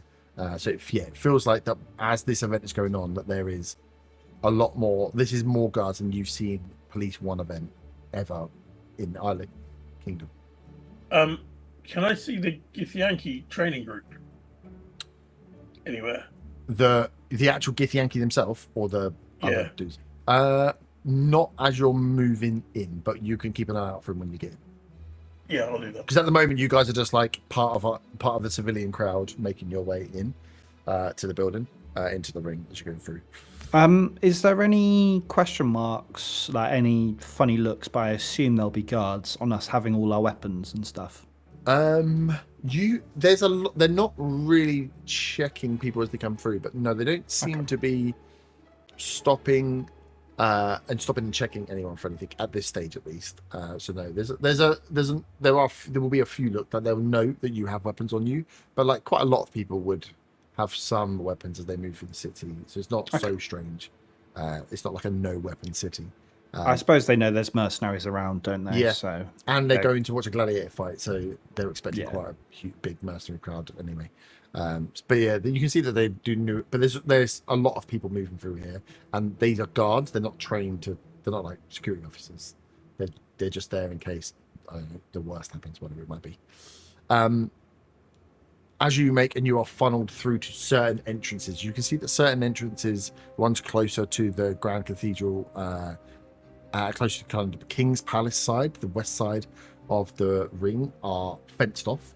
That there are no civilian entrances that are being used that way. So as like the ring in the circle, there's like a wedge on the western side where it's heavily guarded and it's clear of civilians. You are all being pushed to the other side and these other entrances. As you can see the guard force there, you can see things are moving around. Can you all give me perception checks to see what is going on within that area? yeah, Right. 11. 24. You said 24. Light Yeah. or sound or 22. Nice. Those 15. those above 20. So the rest of you see guards that are like set at intervals, not at super not super tight together, but are set at pretty decent intervals along this fence. So where they've cordoned this area off, you can see that there are guards posted all the way down. This seems to be an entrance. They're keeping it clear for an entrance for someone or something. Kind of unsurprising that they would probably clear that entrance if they're expecting maybe the king to be in attendance, or maybe the queen to be in attendance, or someone else. Like this would be the route they'd come through. But there's a lot of guards here. Those of you that roll above 20, you catch near the gates, so you just catch glimpses because they are set back far enough in that there seems to be some larger, firstly look like very armored individuals there. On second glance, for those of you that are above 20, what looks to be like people in full plate armor actually looks more like full plate suit. Like this is a large automaton. That there is either a person or an automaton fully plated up. This thing is a metal man. There are two of them that you just catch sight of that are stood in, but from the distance you're at, even with 22s, all you can make out is they are completely covered in metal. You cannot see part of skin at all. So that leads you to be either there is someone in a full like shield outfit, or there is an automaton here. But there are two of them that are right up against the doorway into the ring, the entranceway into it. If we notice that and somebody else didn't see it, can we point it out to them? You can as you're moving, but it's a bit like you're in like a river of people. So like stopping and moving over. You could go, if you want to, you could go up to the fence and have a look. If you go up to the fence, you're going to be stood 2 meters away from a Talon guard. So it's whether you want to go up to the fence and have a peek over. But yeah, as you spot it, you can explain what you saw, but you at that distance, you're talking like 100, 150 feet, maybe a bit more. Yeah, probably definitely. No, I won't bother until we sat down. You'd just be like, hang on, that looks like. But yeah, you and Preacher definitely saw this fully armored individual. Or sweet. And then you get ushered in. As you make your way into the ring, is a giant open air amphitheater. It's freaking huge. There is on the western side, that gate there is blocked. You can see that there is a part of that section that is carved out, that has special seating, that is not just the standard ring seating that you are kind of sent into, and that that you can see that they are set up, and there are guards set up there for multiple people to be brought out. That is the area where there will be special guests. There is a big box. And then there is just a ring of civilians that are sat around as they are, everyone's starting to fill in and get ready. So as you guys come in, you have kind of a bit of a pick. Do you want to be down closer towards the action so you can see what's going on inside the ring and the pit itself, which is kind of set down slightly? Do you want to be closer around to one of the sides so you can get angles on the side of the boxes? Or do you want to be far across so you can see straight into the box? Your choice whether you want to split up and do it. Different places that you set yourself to look at different things will give you different DCs on different checks. Well, in fact, actually, you can decide that after. I can do a map for you because I just realized it's 11 o'clock. So yeah, as you guys start to fill in to the amphitheater, you can hear the buzz of people. It's like 30-40% filled now. There's loads of space because there's bits everywhere. But yeah, that's your choice to think about between now. You've got the pit itself, which is set up at the moment with nothing in it. It's just a sand pit, big sand pit that's out there, and then you've got the main box across. So if you can sit across from the box, you'll get a good view, but you're going to be hundreds of feet away, so you won't be able to see. You'll be able to see everyone's face up, but you won't be able to see as much detail about other bits that are going on with them. You can go around the sides and see the side-ons, which means you'll see the people on the edges in a bit more clarity, but you won't be able to see the people up in front. And then again, you could be down closer to the pit if you want to see closer action of what's going on inside the pit itself. And you can all split up.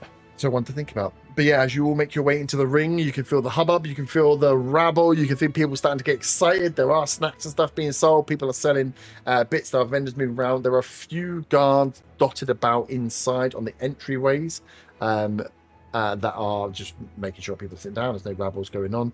No one's too drunk at the moment or being thrown out, but you can feel there is an air, there is a static and an electric of excitement as this place starts to fill up for what's going on.